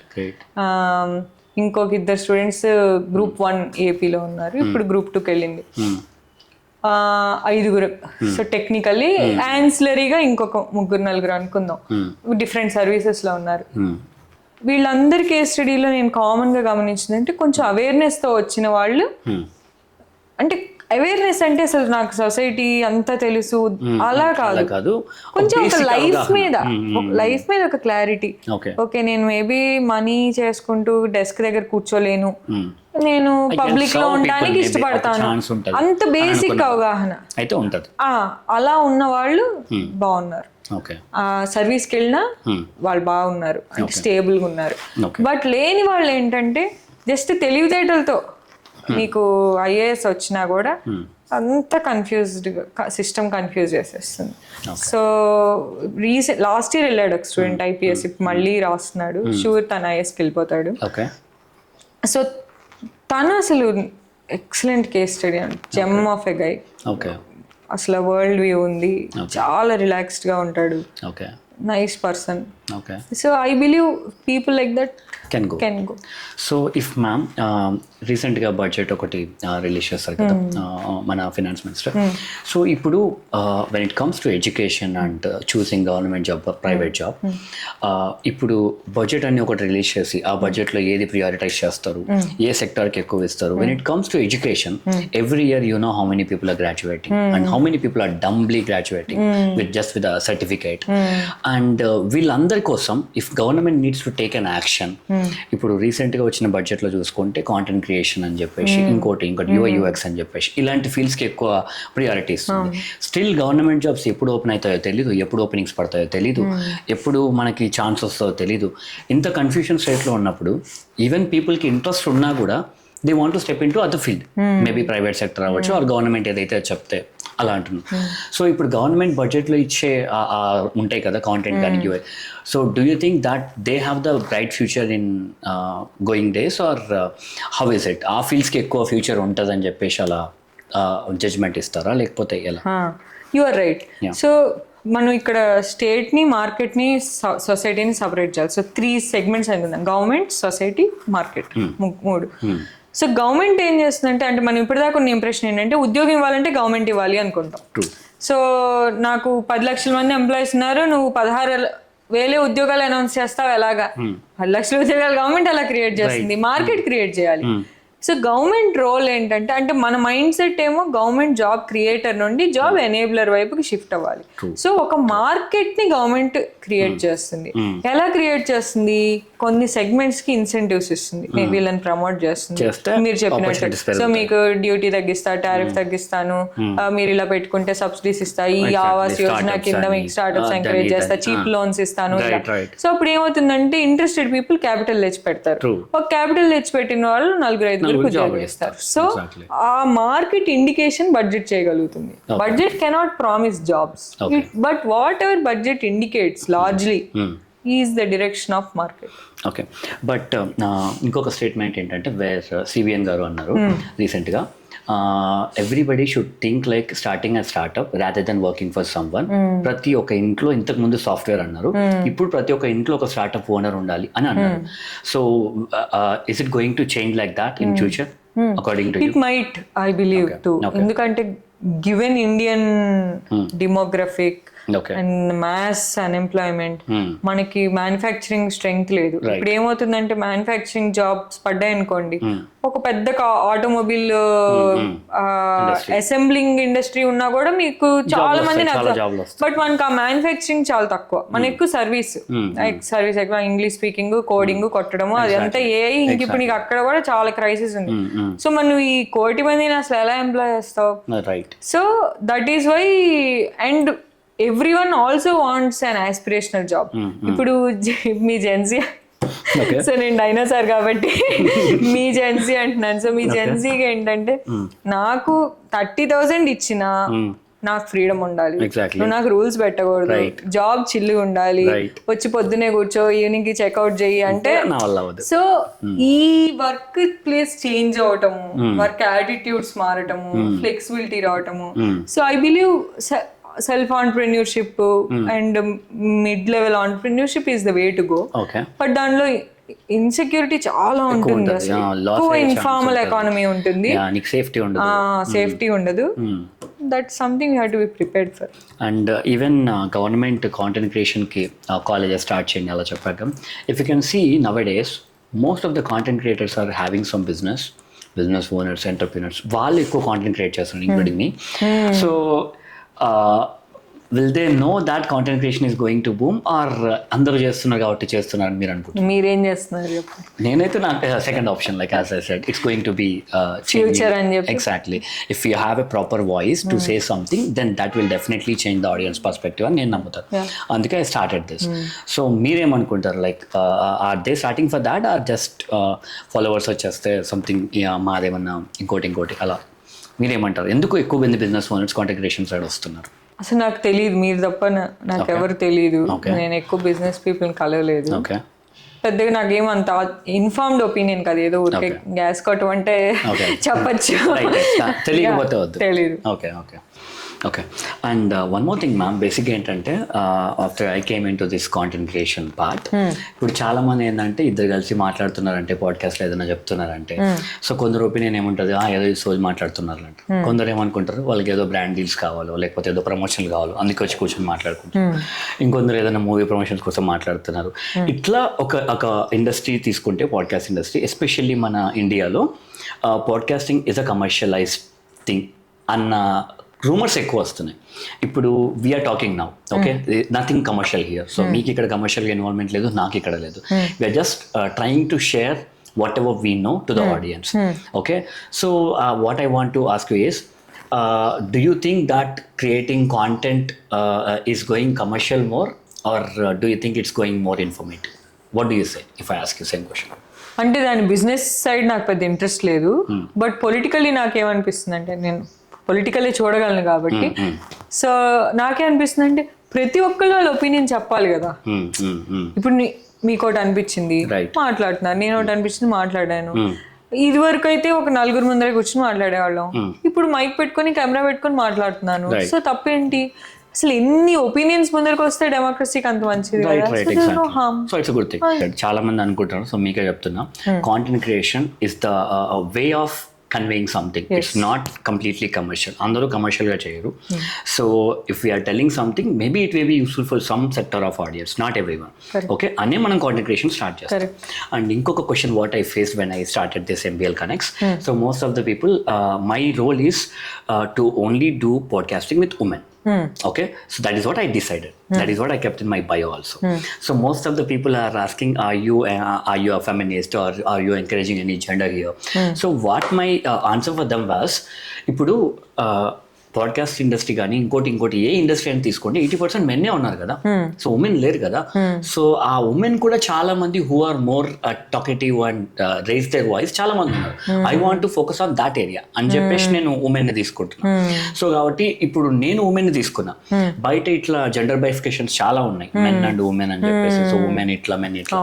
సో అట్లా మెన్ అండ్ ఉమెన్ ఆ జెండర్ ఇష్యూస్ గురించి మాట్లాడమంటే సో మీరేం చెప్తారు మ్యామ్? సో మ్యాన్ ఇష్యూస్ ఏంటంటే, మనకు ఒక అండర్స్టాండింగ్ ఉంటుంది కదా, అసలు మ్యాన్ ఎలా బిహేవ్ చేయాలి, ఉమెన్ ఎలా బిహేవ్ చేయాలి అనేది ఒక ఫెయిర్ సెన్స్ ఆఫ్ అండర్స్టాండింగ్ ఉంటుంది. అక్కడ మనం ఒక మాట అనొచ్చు, అదేంటి అసలు మ్యాన్ ఎలా బిహేవ్ చేయాలి, ఉమెన్ ఎలా బిహేవ్ చేయాలి అంటే ఏంటి, ఒక మనిషి ఎలా బిహేవ్ చేయాలి చెప్పాలి, నువ్వు మ్యాన్ ఉమెన్ అంటావేంటి? Of course. బట్ సోషల్లీ మనల్ని ఒక విధంగా రేజ్ చేస్తారు. ఒక పాయింట్ తర్వాత ఒక ఉమెన్ అంటే నువ్వు ఇలా ఉండాలి, మ్యాన్ అంటే ఇలా ఉండాలి. కొన్ని మనకి తెలియకుండానే కొన్ని రోల్స్ వచ్చేస్తాయి. బయలాజికల్లీ డిఫరెన్సెస్ ఉండడం వల్ల కొన్ని ఎగ్జాజరేట్ అయిపోతాయి. బట్ ఏమవుతుందంటే మ్యాన్ ఉమెన్ ప్రాక్సిమిటీలో చాలా ఇష్యూస్ ఉంటాయి. ఇప్పుడు ఫర్ ఎగ్జాంపుల్ నేను నా పొలిటికల్ బాస్ అనుకోండి, మమ్మల్ని ఇద్దరు ఎంప్లాయీస్ లాగా చూడొచ్చు, లేదు ఒక మేల్ బాస్ కింద వర్క్ చేస్తున్న ఒక ఉమెన్ లాగాను చూడొచ్చు. ఫెమినిజం అనే కాన్సెప్ట్ ఎక్కడ వచ్చిందంటే, ఎప్పుడైతే ఉమెన్ వర్క్ ప్లేసెస్లోకి రావడం స్టార్ట్ అయ్యారు, అప్పటిదాకా వర్క్ ప్లేసెస్కి ఉమెన్ అలవాట్లేదు. మెన్తోనే ఉండేవాళ్ళు, 12 గంటలు చేసేవాళ్ళు, 10 గంటలు చేసేవాళ్ళు. ఉమెన్ బాడీస్ డిఫరెంట్, వాళ్ళ రిక్వైర్మెంట్స్ డిఫరెంట్. సో వర్క్ ప్లేసెస్లో ఫస్ట్ అసలు మీకు ఈక్వల్ శాలరీ ఇవ్వమనేవాళ్ళు, ఎందుకంటే మీరు వీక్ చేయలేరు. సో ఫెమినిజం అనేది ఈ న్యూ వర్క్ ప్లేసెస్ లో ఉమెన్ ని ఎలా ట్రీట్ చేయాలి, వాళ్ళకి ఎలాంటి రైట్స్ ఉండాలి, ఈ స్పేస్ లో స్టార్ట్ అయింది ఫెమినిజం. అలా కొత్తగా వాయిస్ వచ్చిన ఉమెన్ ఎవరైతే ఉన్నారో వాళ్ళు ఈ లెర్నింగ్స్ ని వాళ్ళ పర్సనల్ స్పేసెస్ లోకి తీసుకొచ్చారు. అంటే కరెక్టే కదా, నాకు వాయిస్ ఉంది కదా, మరి నేను ఎందుకు ఇంట్లో, ఇప్పుడు నన్ను ఆఫీస్లో వెళ్ళినప్పుడు నా కింద 5 వర్క్ చేస్తున్నారు, నన్ను మేడం అంటూ వింటున్నారు. ఇంటికి వస్తే నేను ఏమండి చెప్పండి అండి, మీరు చెప్పింది చేస్తాను. ఇప్పుడు మన అలా ఉన్నారా లేదా నేను మాట్లాడట్లా. బట్ నా పాయింట్ ఏంటంటే అక్కడ ఆ న్యూ కాన్షియస్నెస్ ఏదైతే వచ్చిందో ఉమెన్కి, ఆ కాన్షియస్నెస్ని ప్రైవేట్ లైఫ్స్లో అప్లై చేయడం స్టార్ట్ చేశారు. అప్లై చేయడం స్టార్ట్ చేశాక ప్రతిదీ ఇంకా okay, so this is a power dynamic. ఇక్కడ మ్యాన్ రోల్ ఇలా సొసైటీ డిఫైన్ చేసింది, ఉమెన్ రోల్ ఇలా డిఫైన్ చేసింది సొసైటీ. ఓకే, అంతవరకు. ఇంకొక స్టెప్ ముందుకు వెళ్తున్నావు. స్టెప్ ముందుకెళ్ళి ఏమంటున్నావు, నువ్వు మ్యాన్వి, రిసోర్సెస్ నీ దగ్గర ఉంటున్నాయి, పవర్ అంతా నీ దగ్గరే ఉంటుంది. సో నువ్వు నన్ను నిత్యము బానిసగా ఉంచడానికే నీ సిస్టమ్ వాడుతున్నావు. ఈ పేట్రియార్కీ అనే సిస్టమ్ ఎందుకు డెవలప్ అయింది అంటే to keep women as a slave, like నీ సబార్డినేట్ గా ఉంచేలాగా డిజైన్ అయింది. ఇది కొన్ని ప్లేసెస్ లో అప్లై అవుతుంది, కొన్ని చోట్ల అవ్వదు. కొన్ని ఏరియాస్ లో అంటే ఎక్స్ట్రీమ్లీ ప్రైవేట్ ఏరియాస్ లో, లైక్ రిలేషన్షిప్స్ లో, be it marital relationships or just friendships or love relations, లేకపోతే ఇంటిమేట్ పర్సనల్ రిలేషన్స్లో ఈ పవర్ డైనమిక్స్ చాలా డిఫరెంట్గా ప్లే అవుతాయి. ఇప్పుడు నా హస్బెండ్ మ్యానే అవ్వచ్చు, బట్ నా దగ్గర అతను ఒక వీక్ పర్సన్ లా ఉండటమే అతని ప్లెజర్ ఇవ్వచ్చు. అంటే తగ్గి ఉండటం అంటాం మనం, సర్దుకోవడం అంటాం, తగ్గి ఉండటం అంటాం. అప్పుడు నేను పవర్ఫుల్ అని కాదు, తను పవర్లెస్ అని కాదు. అక్కడ పవర్ అన్న కాన్సెప్టే వర్క్ అవ్వదు. ఎలాగంటే నేను న్యూటన్ లాని తీసుకొచ్చి నేను క్లైమేట్ చేంజ్ సాల్వ్ చేస్తాను అంటే ఎలా ఉంటుంది, న్యూటన్ లా తీసుకొచ్చి నేను సోషల్ మీడియా మార్కెటింగ్ చేస్తాను అంటే that is not the metric to solve this problem. So it needs a new orientation. But the problem is real, problem ఉంది. స్టిల్ అబ్యూజ్ ఫేస్ చేస్తున్న వాళ్ళలో విమెన్ ఎక్కువ ఉన్నారు. బీట్ డొమెస్టిక్ వైలెన్స్ అవనివ్వండి, మన girl friend లో చూపించిన అలాంటి అబ్యూస్ కానివ్వండి.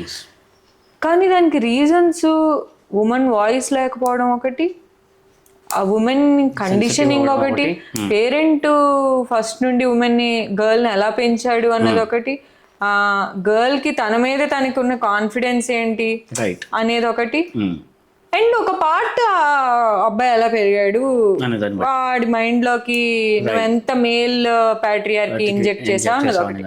మనం ప్రతిదీ ప్యాట్రియార్కి లెన్స్ లో చూస్తే ఈ రిలేషన్స్ ని కొన్నిటిని అర్థం చేసుకోలేం.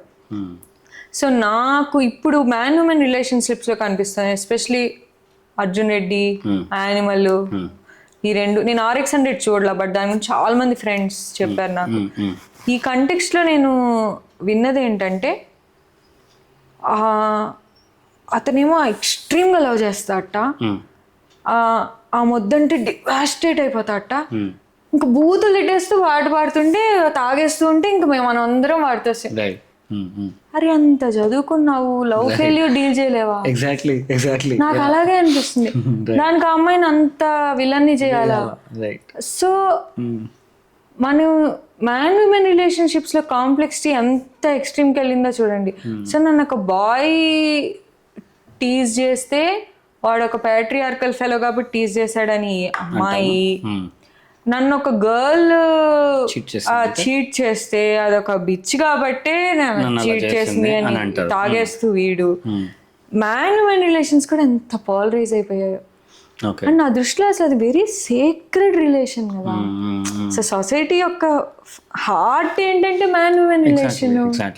అసలు అంత ఫౌండేషనల్ యూనిట్ లో పాలిటిక్స్, ట్రస్ట్ లేకపోవటం, అసలు ఇంత నాన్ సెన్స్ అసలు. Even not only ma'am, in all industries, okay let's take movie industry కావచ్చు, పొలిటికల్, ఒక ఉమెన్ ఎక్కడికైనా బాగా గ్రో అయిందంటే people will say so she was somewhere did something wrong అని అనేస్తున్నారు సింపుల్. అదే ఒక మ్యాన్ గ్రో అయ్యాడంటే because of his pain and hard work అంటారు. అది బ్లైండ్ గా జనాల్లోకి వచ్చేసింది అనమాట. ఎవరైనా ఒక ఉమెన్ సక్సెస్ఫుల్ గా ఏదైనా చేసిందంటే people are simply saying that was something ఏదైనా బెనిఫిషియల్ అంటున్నారు. So how do you see that, like the people mindset need to change or see you can't stop what people think. True. Unfortunately మన patriarchal సొసైటీలో mind set ఎలా ఉంటుందంటే, women అనేది ఒక man property.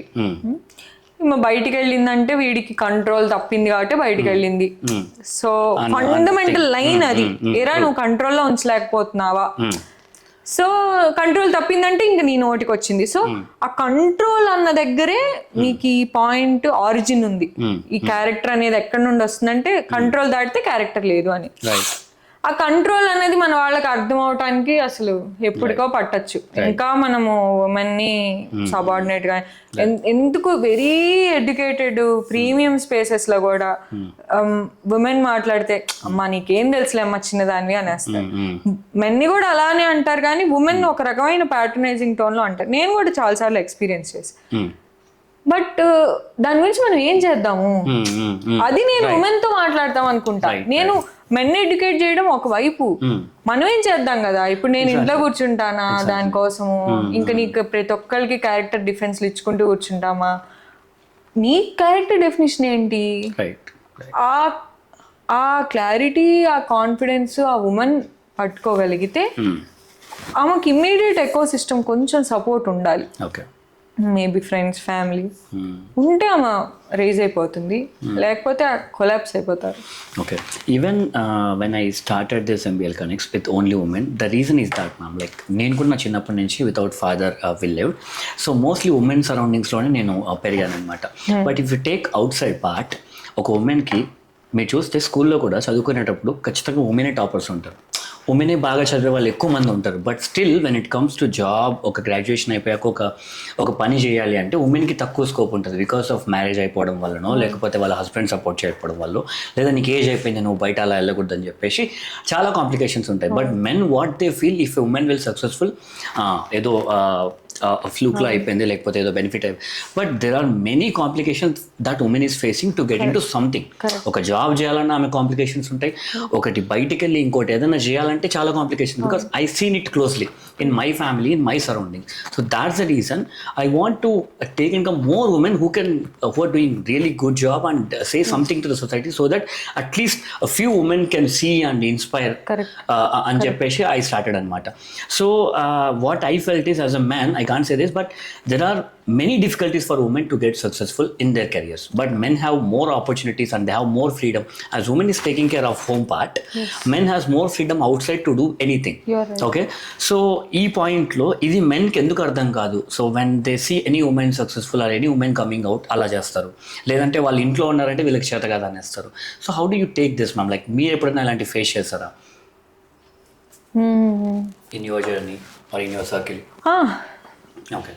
అసలు so మీకు ఎలా every ఉంటుంది single like time. Maybe your husband or అసలు ఇంకా అది ఎవ్రీ సింగిల్ టైం అంటే మా ఇద్దరు ఆర్గ్యుమెంట్ అదే ఉంటుందన్నమాట. అసలు శామ్ ఇంత బాగున్నాడు కాబట్టి అసలు స్వాతి ఇలా చేయగలుగుతుంది. సో నాకు ఒక్కసారి ఉడుకొస్తుంది అనమాట. సరే శామ్ అసలు ఈ రోజు ఇన్ని పుస్తకాలు చదివింది నువ్వే, అసలు ఫిలాసఫీ చూస్తుంది నువ్వే, పాలిటిక్స్ చేస్తుంది. సో తనకు ఆ ఫీలింగ్ ఉండదు, బట్ సొసైటీ ఆ ఇంప్రెషన్ నా మైండ్లో క్రియేట్ చేసింది. ఓకే, సో నేను ఇంత అచీవ్ చేయగలుగుతుంది, అది నేను బయటకు వెళ్ళగలుగుతుంది ఒక ఫ్యామిలీ ఉండటం వల్లే అనేది ఒకటి క్రియేట్ అవుతుంది అనమాట.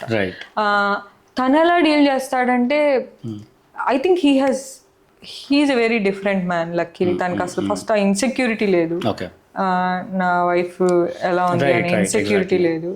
తను కూడా మీలాగే he has come from a women led family, father ఎర్లీగా లేదు. సో హీ నోస్ ఒక వర్కింగ్ ఉమెన్ కష్టాలు and he takes a fair share of work at home. But what is more important I believe is ఈ work ఇది మన personal రిలేషన్లోకి రాకపోవటం అనేది more important అనిపిస్తుంది నాకు. So whatever you do outside, how much ever you are a manager or a CEO outside, at home at the end of the day if you can just be a man and a wife, I think that is enough. In this part you can see any pair, ఇప్పుడు ప్రతి మగవాడి విజయం వెనకాల ఒక women ఉంటారు అలా అంటారు కదా.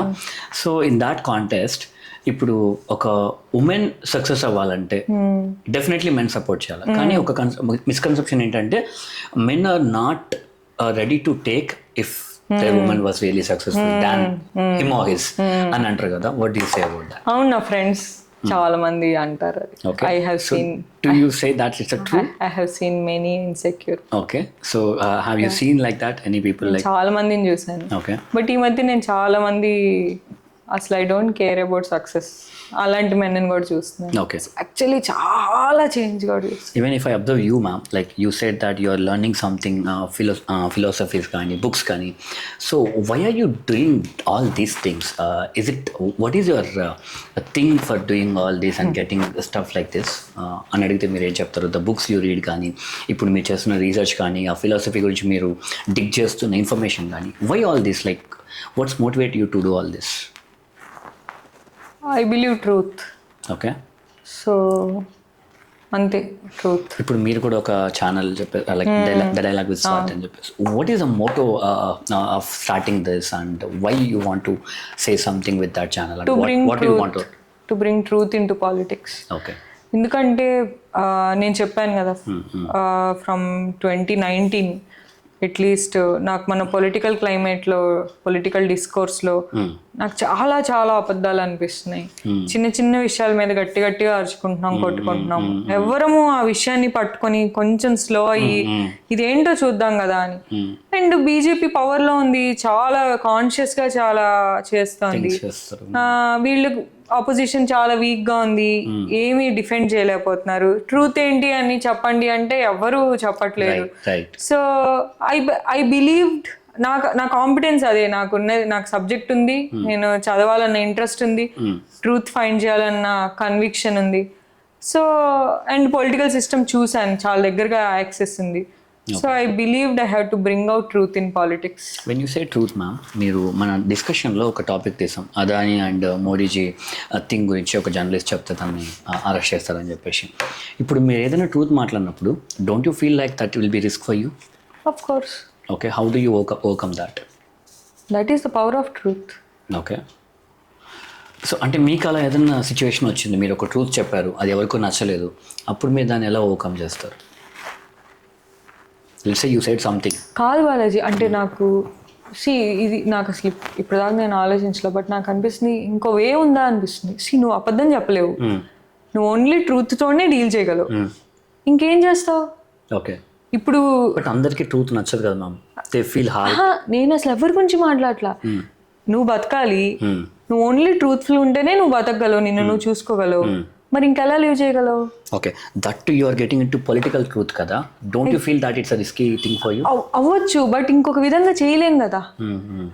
ఇప్పుడు when I had a realization that myself is deeply intertwined with my society around, అంటే how Swati lives is not separate from how society around Swati.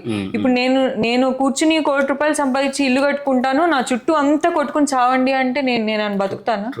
So నా హ్యాపీనెస్, నా చుట్టూ ఉన్న ఎన్విరాన్మెంట్ హ్యాపీనెస్ ఖచ్చితంగా లింక్ అయి ఉన్నాయి అనేది నాకు అర్థమైపోయాక, నా సెల్ఫ్ నా సొసైటీ సెల్ఫ్ లింక్ అయిపోయి అర్థమైన తర్వాత, ట్రూత్ నా ఒక్కదానికి పరిమితం అవ్వదు కదా, నా చుట్టూ ప్రతి దానిలో నాకు ట్రూత్ కనిపించాలి. సో ఆ ట్రూత్ కోసం వెతుకుతూనే ఉంటాం. సో దీనిలో నాకు ఐ బిలీవ్, లైక్ మీరు అడిగితే నాకు చిన్నప్పుడు చాలా ఎగ్జాంపుల్స్ గుర్తొస్తున్నాయి. 1-2 చిన్నవి మా ఊర్లో ఒక విలేజ్లో ఉండేవాళ్ళు, అమ్మ నాన్న ఇద్దరు గవర్నమెంట్ టీచర్స్. సో ఆ విలేజ్లో ఒక అతను దొంగతనం చేశాడు. ఫస్ట్ మా ఇంటి పైన పెంకులు తీశాడు. ఆ రోజు రాత్రి మా ఇంట్లోనే దొంగపడ్డాడు అనుకున్నాం, దొరకలేదు. తర్వాత ఇంకొక ఇంట్లో దొంగతనం చేశాడట ఆ రోజు రాత్రి. నెక్స్ట్ డే పొద్దున్నకి అతను దొరికాడు. దొరికితే అతన్ని విలేజ్ సెంటర్ లో చెట్టుకు కట్టేసి, చెట్టు చుట్టూ అంతా బురదుంది, ఆల్మోస్ట్ 30-40 మంది ఉన్నారు బాలాజీ, అందరు కలిసి కొడుతున్నారు. నాకు ఎంత బాధ వేసిందంటే, అసలు I vividly remember that scene in my head. నేను మా అన్నయ్య నేను కలిసి వెళ్తున్నాం, అసలు ఫస్ట్ అక్కడికి పదం అని వెళ్ళి వాళ్ళని ఆపుదాము, అసలు అతన్ని ఎలా కొడతారు అని. అన్నాడు, అతను దొంగ కదా, దొంగ అయితే కొడతావా, అలా కొడతావా అంటే అతను ఎంతో బలహీనంగా ఉన్న దశ అది. నువ్వు 30, అతను ఒకడు కట్టేసి చెట్టుకి, ఇంకా అంతకు మించి నువ్వేం ప్రూవ్ చేస్తావు? అసలు అది బలం చూపించే విధానమా? అదే కదా ఇంకా నీకు అక్కడ ట్రూత్. నువ్వు వెళ్ళి అక్కడ దాన్ని ఆపటమే కదా. ఒకసారి మా నైబర్ కూడా అంతే, ఆయన్ని వీధి మీద ఆయన ఏవో అప్పులేవో చెల్లించలేదు, స్ట్రీట్ మీద ఆయన్ని పడేసి కొడుతున్నారు. అపార్ట్మెంట్లో అందరూ బయటకు వచ్చి బాల్కనీస్ లో నుండి చూస్తున్నారు. నాకు అసలు షేమ్ అనిపించింది. I just Ryan down and spoke. మా నాన్నగారు, మనం మిడిల్ క్లాస్, అసలు అమ్మాయివి, అసలు ఎందుకు ఈ విషయాలు, what else can you do? If you cannot do anything but the right thing, you live a difficult life, but you don't have a choice. You cannot live otherwise. I'll say one more thing regarding truth, ma'am. So only if you have money, then only people will listen whatever you say. At least concentration la gani chudalanna gani, you need to have money. So why I took money into the picture was, if you want to say any truth or anything, so won't you be influenced by money when you are talking a truth? If a person come to you, or if anything comes to you, I'll offer you this much money where you can serve many people, and you talk to me about this truth. How do you overcome and how you handle that situation? మీరు దేవుడిని నమ్ముతారా? దేవుడు ఎంత డబ్బులు ఇచ్చాడని మీరు ఆయన నమ్ముతున్నారు?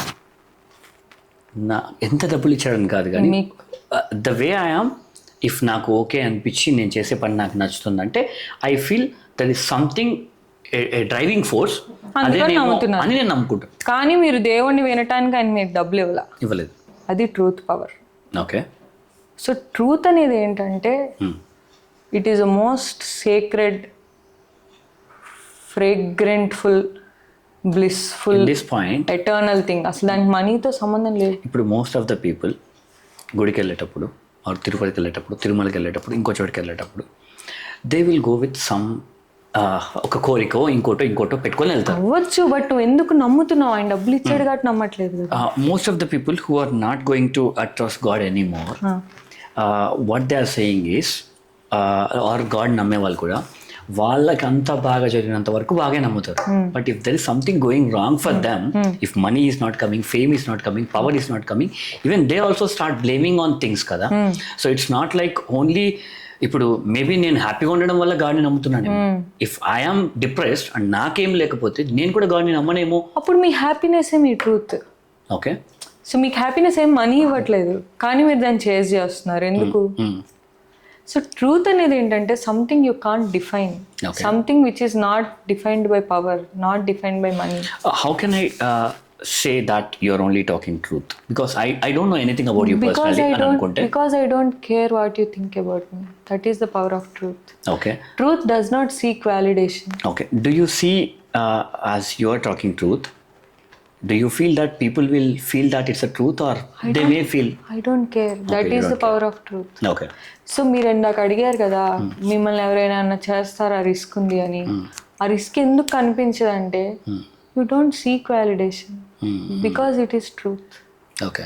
ట్రూత్ అంటే ఏంటంటే అది 1960లో జరిగిందా 61లో జరిగిందా కాదు. ట్రూత్ అంటే నీ జర్నీ నువ్వు సిన్సియర్గా, ఎటువంటి రాగద్వేషాలు లేకుండా, ఎటువంటి ప్రలోభాలు లేకుండా, నువ్వు దేని నమ్మావు? మీరు చెప్పినట్టు మీ జాబ్ ఎందుకు చేస్తున్నారు, 100% ఎటువంటి ఎజెండా లేకుండా నేను ఈ పాడ్కాస్ట్ చేస్తున్నాను, ఇంతకన్నా ట్రూత్ ఉందా? అదే ట్రూత్ అంటే. మీరేమి మనీ కోసం చేయట్లేదు, దేనికోసం చేయట్లేదు, బట్ ఎందుకు చేస్తున్నారు? So truth finds it self in spaces like that. It is an outcome of many relations and conversations. And మనకేంటంటే ట్రూత్ కూడా కన్వీనియన్స్ కావాలి. నాకు షార్ట్ కట్, నా దగ్గర ట్రూత్ ఉంది, డబ్బులు ఇస్తా, ట్రూత్ చెప్పే పవర్ ఇవ్వా ప్లీజ్. నేనేమంటున్నా అంటే అలా అక్కర్లేదు, చేసుకుంటూ వెళ్దాం, అదే జర్నీ. ఆ పాత్లో మనం ఎక్కడ ల్యాండ్ అవుతామో తెలియదు, బట్ ఆ జర్నీ అలా లివ్ చేయటమే ట్రూత్ అంటే. Okay, so is your family and husband are fine that you're going to talk about the truth and you want to do your, are all they fine, or is there any obligation? They don't have a choice. Oh, okay. You made it, or? ఏం లేదు, they are all okay. అంటే నేను అడుగుతాను చాలాసార్లు, మీరేమనుకుంటారు, మాకేం దిక్కు లేదు అంటారు. అదే ఫైనల్ స్టేజ్ ఏమో, మీరు అలా చేస్తే గానీ మీకు ఆప్షన్ రాలేదు. వాళ్ళకి ఏం చాయిస్ లేదు. సో నా నిన్న పాడ్కాస్ట్ రిలీజ్ అయింది, మా నాన్నగారు షేర్ చేయలేదు. ఇదే నా ట్రూత్. అలా రైట్. ఈవెన్ మా టీమ్కి కూడా కొన్ని క్వశ్చన్స్ ఉన్నాయంట మ్యామ్, మిమ్మల్ని ఏదో అడుగుతా అని చెప్పారు, నాకు కూడా చెప్పలేదు. సో ఒకసారి వాళ్ళకి కూడా ఒక ఛాన్స్ ఇస్తాను, మేబీ వాళ్ళు ఏం అడుగుతారు ఒకసారి చూడండి. Okay. Yeah. Prelims question, mains question? Come on. రీసెంట్గా మన హైదరాబాద్లో మున్సిపల్ క్యాంపెయిన్స్ జరిగే టైంలో తెలంగాణ సీఎం రేవంత్ రెడ్డి గారు ఏమైనా స్టేట్మెంట్ పాస్ చేశారంటే, కాంగ్రెస్ ఈజ్ అనే ముస్లిం పార్టీ, ముస్లిం మతలబ్ కాంగ్రెస్ అని ఒక స్టేట్మెంట్ పాస్ చేశారు. యాజ్ అనే స్టేట్ సీఎంగా ఒక పబ్లిక్ క్యాంపెయిన్లో అలా మాట్లాడడం ఎంతవరకు కరెక్ట్? ఎందుకంటే ఒక స్టేట్లో మల్టిపుల్ రిలీజియస్ ఉంటాయి, ఒక్కొక్కరికి ఒక్కొక్క వే ఆఫ్ సిద్ధాంతాలు నమ్ముతారు. కానీ మీరు ఒక క్యాంపెయిన్ అంటే పబ్లిక్ స్పేస్లో అఫీషియల్గా వచ్చి కాంగ్రెస్ పార్టీ ఈజ్ అనే Muslim party, Muslim party is అనే కాంగ్రెస్ అని ఎంతవరకు correct? At the same time తను ఏంటంటే నేను రేవంత్ రెడ్డిని కదా, నేను రేవంత్ ఉద్దీన్ కూడా మార్చుకొని కూడా అడిగి ఉన్నానని చెప్పేసి అఫీషియల్గానే స్టేట్మెంట్స్ పాస్ చేస్తున్నారు. ఒక అంత పెద్ద పొజిషన్ నుండి ఇలా మాట్లాడడం ఎంతవరకు కరెక్ట్? ఈ పాయింట్ మీద మీ పాయింట్ ఆఫ్ వ్యూ ఏంటి? ఇది ఐ థింక్ జూబ్లీస్ ఎలక్షన్ అప్పుడు మాట్లాడినట్టున్నారు కదా, ఇలా అన్నారు. కరెక్ట్ కాదు, అలా అనకూడదు. ఎందుకు అలా అనకూడదు అంటే ఇందాక మనం అనుకున్నాం కదా, సెక్యులరిజం అంటే ఏంటి అంటే state behaves neutrally to all towards all religions అనే ఇంప్రెషన్ ఉండాలి. ఇప్పుడు బీజేపీ హిందువుల పార్టీ, హిందువులందరూ ఏకంగా అండి అంటున్నారు, అందుకని హిందువులకి బీజేపీ ముస్లిమ్స్ అపోనెంట్స్ అంటుంది కాబట్టి మేము ముస్లింల పార్టీ అని కాంగ్రెస్ అంటున్నారు. అలా we won't solve this problem, we're just complicating it. కానీ ఒక సీఎం అలా అనడం అనేది నాట్ గుడ్ కదా. రాజ్, పిఎం కూడా అలా మాట్లాడుతున్నారు రాజ్. కానీ ఒక ఎలక్షన్స్ నేను కరెక్ట్ అనట్లేదు రాజ్, నేను పిఎంని కరెక్ట్ అనట్లేదు, సీఎంని కరెక్ట్ అనట్లేదు, మనం ఏం చేద్దాం అంటున్నాను నేను. సో పిఎం ఈ ముస్లిం గుస్పేటియోं को क्या करे అన్నారు బీహార్ ఎలక్షన్స్లో. సో నేను అలా అనకూడదు. కాకపోతే ఏమవుతుందంటే, సరే పిఎంని సీఎం కాస్త పక్కన పెడదాం రాజ్, మన ఇద్దరం ఏం చేస్తున్నాం అంటే నువ్వు సీఎంని తిడుతున్నావు కాబట్టి నువ్వు బీజేపీ వాడివి, నేను పిఎంని తిడుతున్నాను కాబట్టి నేను కాంగ్రెస్ దాన్ని అని మన ఇద్దరం కొట్టుకుంటున్నాం. ఇన్స్టెంట్ మన ఇద్దరం ఏం చేయాలి, రాజు ఒకసారి కూర్చో, అసలు ఎందుకు వీళ్ళు హిందూ పార్టీ అని వాళ్ళు అంటున్నారు, ముస్లిం పార్టీ అని వీళ్ళు అంటున్నారు, ఎందుకు అలా చేస్తున్నారు, నిజంగా హిందూ ముస్లింకి గొడవలు అయినాయా, ఏం గొడవలు అయినాయి, సరే ఓకే అప్పుడు గొడవలు అయినాయి, ఇప్పుడేం గొడవలు అవుతున్నాయి, ఇప్పుడు నిజంగా గొడవలు అవుతున్నాయా, అవుతుంటే ఓకే బెంగాల్లో ఇక్కడ అవుతోంది గొడవ, మరి తెలంగాణలో వచ్చి మనం ఎందుకు కొట్టుకుంటున్నాం అని మన ఇద్దరం మాట్లాడుకుంటే పిఎం లేడు సీఎం లేడు. ప్రాబ్లం ఏమవుతుందంటే వాళ్ళు కాదు మనం మాట్లాడట్లేదు. ఓకే, అండ్ ఇంకొక పాయింట్ క్వశ్చన్ ఏంటి మ్యామ్, ఇప్పుడు ఒక డిస్ట్రిక్ట్ని కంట్రోల్ చేయడానికి ఐఏఎస్ పొజిషన్ రావడానికి ఒక పర్సన్కి యూపీఎస్సీ లాంటి ఒక one of the toughest exam conduct చేస్తారు. అలాంటిది ఒక స్టేట్ని ఒక కంట్రీని రూల్ చేయడానికి what was the qualification for that person? ఎందుకంటే ఇప్పుడు చాలా లీడర్స్ మీద కొన్ని కేసెస్ ఉన్నాయి, అవి కొన్ని ప్రూవ్ అయినాయి, కొన్ని ఇంకా రూమర్స్ అని ఉండిపోయాయి. అలా కేసెస్ ఈ నేరం తను చేశాడని తెలిసి కూడా పీపుల్స్ వాళ్ళని ఒక ఎమ్మెల్యే క్యాండిడేట్గా ఎలెక్ట్ చేసుకుంటున్నారు. అసలు ఎంతవరకు కరెక్ట్? ఒక కేసెస్ ఉన్న పర్సన్ని మనం ఒక టేక్ దిస్ ఫార్వర్డ్. సో అలా చేయడం ఎంతవరకు కరెక్ట్ అండ్ దానికి ఎక్కువ మన జనాల కారణమా లేకపోతే again it comes to chicken and egg. ఇప్పుడు ఏంటంటే అలాంటి లీడర్లు వస్తున్నారు, వాళ్ళే లీడర్లుగా వస్తున్నారు. యాక్చువల్లీ ఎందుకు వాళ్ళే లీడర్లుగా వస్తున్నారు? ఒక కేసు ఉంది అంటే ఏంటంటే పొలిటికల్ లాంగ్వేజ్లో వాళ్ళకి కొంచెం బలం ఉంది అని. ఎవరు కేసులు పెట్టించుకోగలుగుతారు, ఎవరైతే ఆ కేసులు భరించగలుగుతారో వాళ్ళే కేసులు పెట్టించు. సో ఫస్ట్ పార్టీలకు బలం ఉన్న వాళ్ళు కావాలి, ఎందుకంటే మనకి రూల్ ఆఫ్ లా లేదు, జేపీ అంటారు కదా. సో మనకి బలం ఉన్నవాడికి లా ఒకలాగా వర్క్ చేస్తుంది, బలహీనులకి లా ఒకలా వర్క్ చేస్తుంది. సో ప్రతివాడు బలం ఉండాలి కాబట్టి బలం ఉన్న వాళ్ళే పవర్లోకి వస్తున్నారు. అది ఫండమెంటల్ ప్రాబ్లం. బలం ఉన్న వాళ్ళు ఎవరవుతున్నారు? జనరల్లీ 10 మందిని కొట్టగలిగిన వాడు, ఒక ఇన్ఫ్లుయెన్స్ చేయగలిగిన వాళ్ళు, డబ్బు ఉన్నవాళ్ళు, ఇంకా డిఫరెంట్ కైండ్ ఆఫ్ బలం. మనం ఇందాక మాట్లాడుకున్నాం కదా, ట్రూత్ కున్న బలం. ట్రూత్ చుట్టూ పాలిటిక్స్ పాసిబుల్ అవుతుందా అని తెలియదు, ఇదివరకు అలా ఉండేది, మరి ఇప్పుడు అలా లేదు. సో మనం ఆ బలానికి సోర్స్ ఏంటంటే మనమే, పీపులే. మనం కూడా ఏమంటున్నామంటే అల్టిమేట్గా ఫర్ ఎగ్జాంపుల్ నేను రేవంత్ రెడ్డి ఒక కాన్స్టిట్యున్సీలో నుంచున్నాం రాజ్, ఇప్పుడు నువ్వు మాట్లాడావు, నువ్వేమంటావు? ఈమె నీతులు మాట్లాడుతుంది కానీ ఈమె చేస్తుంది, ఈమెం చేయగలదు. సో దృష్టిలో చేయగలదు అంటే ఏంటి? ఇంత కరప్ట్ వర్స్ట్ సిస్టంలో నెగ్గుకుని రాగలదు, ఇంత కరప్ట్ సిస్టంలో మంచి వాళ్ళు నెగ్గుకుని రాలేరు. సో మంచివాడి కన్నా బలవంతుడైన చెడ్డవాడే ఈ సిస్టంలో బెటరు అనేది పీపుల్కి ఒక అండర్స్టాండింగ్ వచ్చేసింది. అందుకని పీపుల్ కూడా ఏం చేయలేరు, ఆ సిస్టమ్ అలా ఉంది. దానికి సొల్యూషన్ ఏంటి? We should all talk, it's a long conversation. One more last question. Present ఉన్న జెన్జీ జనరేషన్కి వాళ్ళ లైఫ్ చేంజింగ్ మైండ్ సెట్ అవ్వనివ్వండి, వాళ్ళు కంప్లీట్గా ఈ వాళ్ళ పాస్ట్ లైఫ్ని వదిలిపెట్టి ఒక లైఫ్ని న్యూ లైఫ్ స్టార్ట్ చేద్దాం అనుకున్నప్పుడు what are the best books to recommend for those candidates? Books అలా ఉండవు రాజ్. బుక్స్ ఎలా ఉంటాయంటే మన లైఫ్లో ఏ సిచ్యువేషన్లో ఏ మూమెంట్లో ఉన్నాం దాన్ని బట్టి బుక్ ఉంటుంది. ఇప్పుడు ఫర్ ఎగ్జాంపుల్ నేను ఇప్పుడు రైట్స్ స్టడీ చేస్తున్నాను, నాకు ఇప్పుడు థామస్ పెయిన్ చాలా ఇంపార్టెంట్ అవుతాడు. నేను అప్పుడు సొసైటీ స్టడీ చేసినప్పుడు నాకు రాయ్ అన్న ఆ లైన్ రెజనేట్ అయింది, ఇప్పుడు నేను ఆ రాయ్ లైన్ చదివితే నాకు అంత రెజనేట్ అవ్వకపోవచ్చు. సో మన లైఫ్లో స్టేజ్ బట్టి ఉంటుంది, బట్ కొన్ని ఎటర్నల్ ట్రూత్ ఉంటాయి, కొన్ని అలా maybe like forever these are green. నేను అలా రేర్గా చూసింది ఒకటి experiments with truth, Gandhi. Complete మైండ్ సెట్ని చేంజ్ చేసిన books experiments with truth. Thank you. Thank you, Raj. Thank you, Balaji.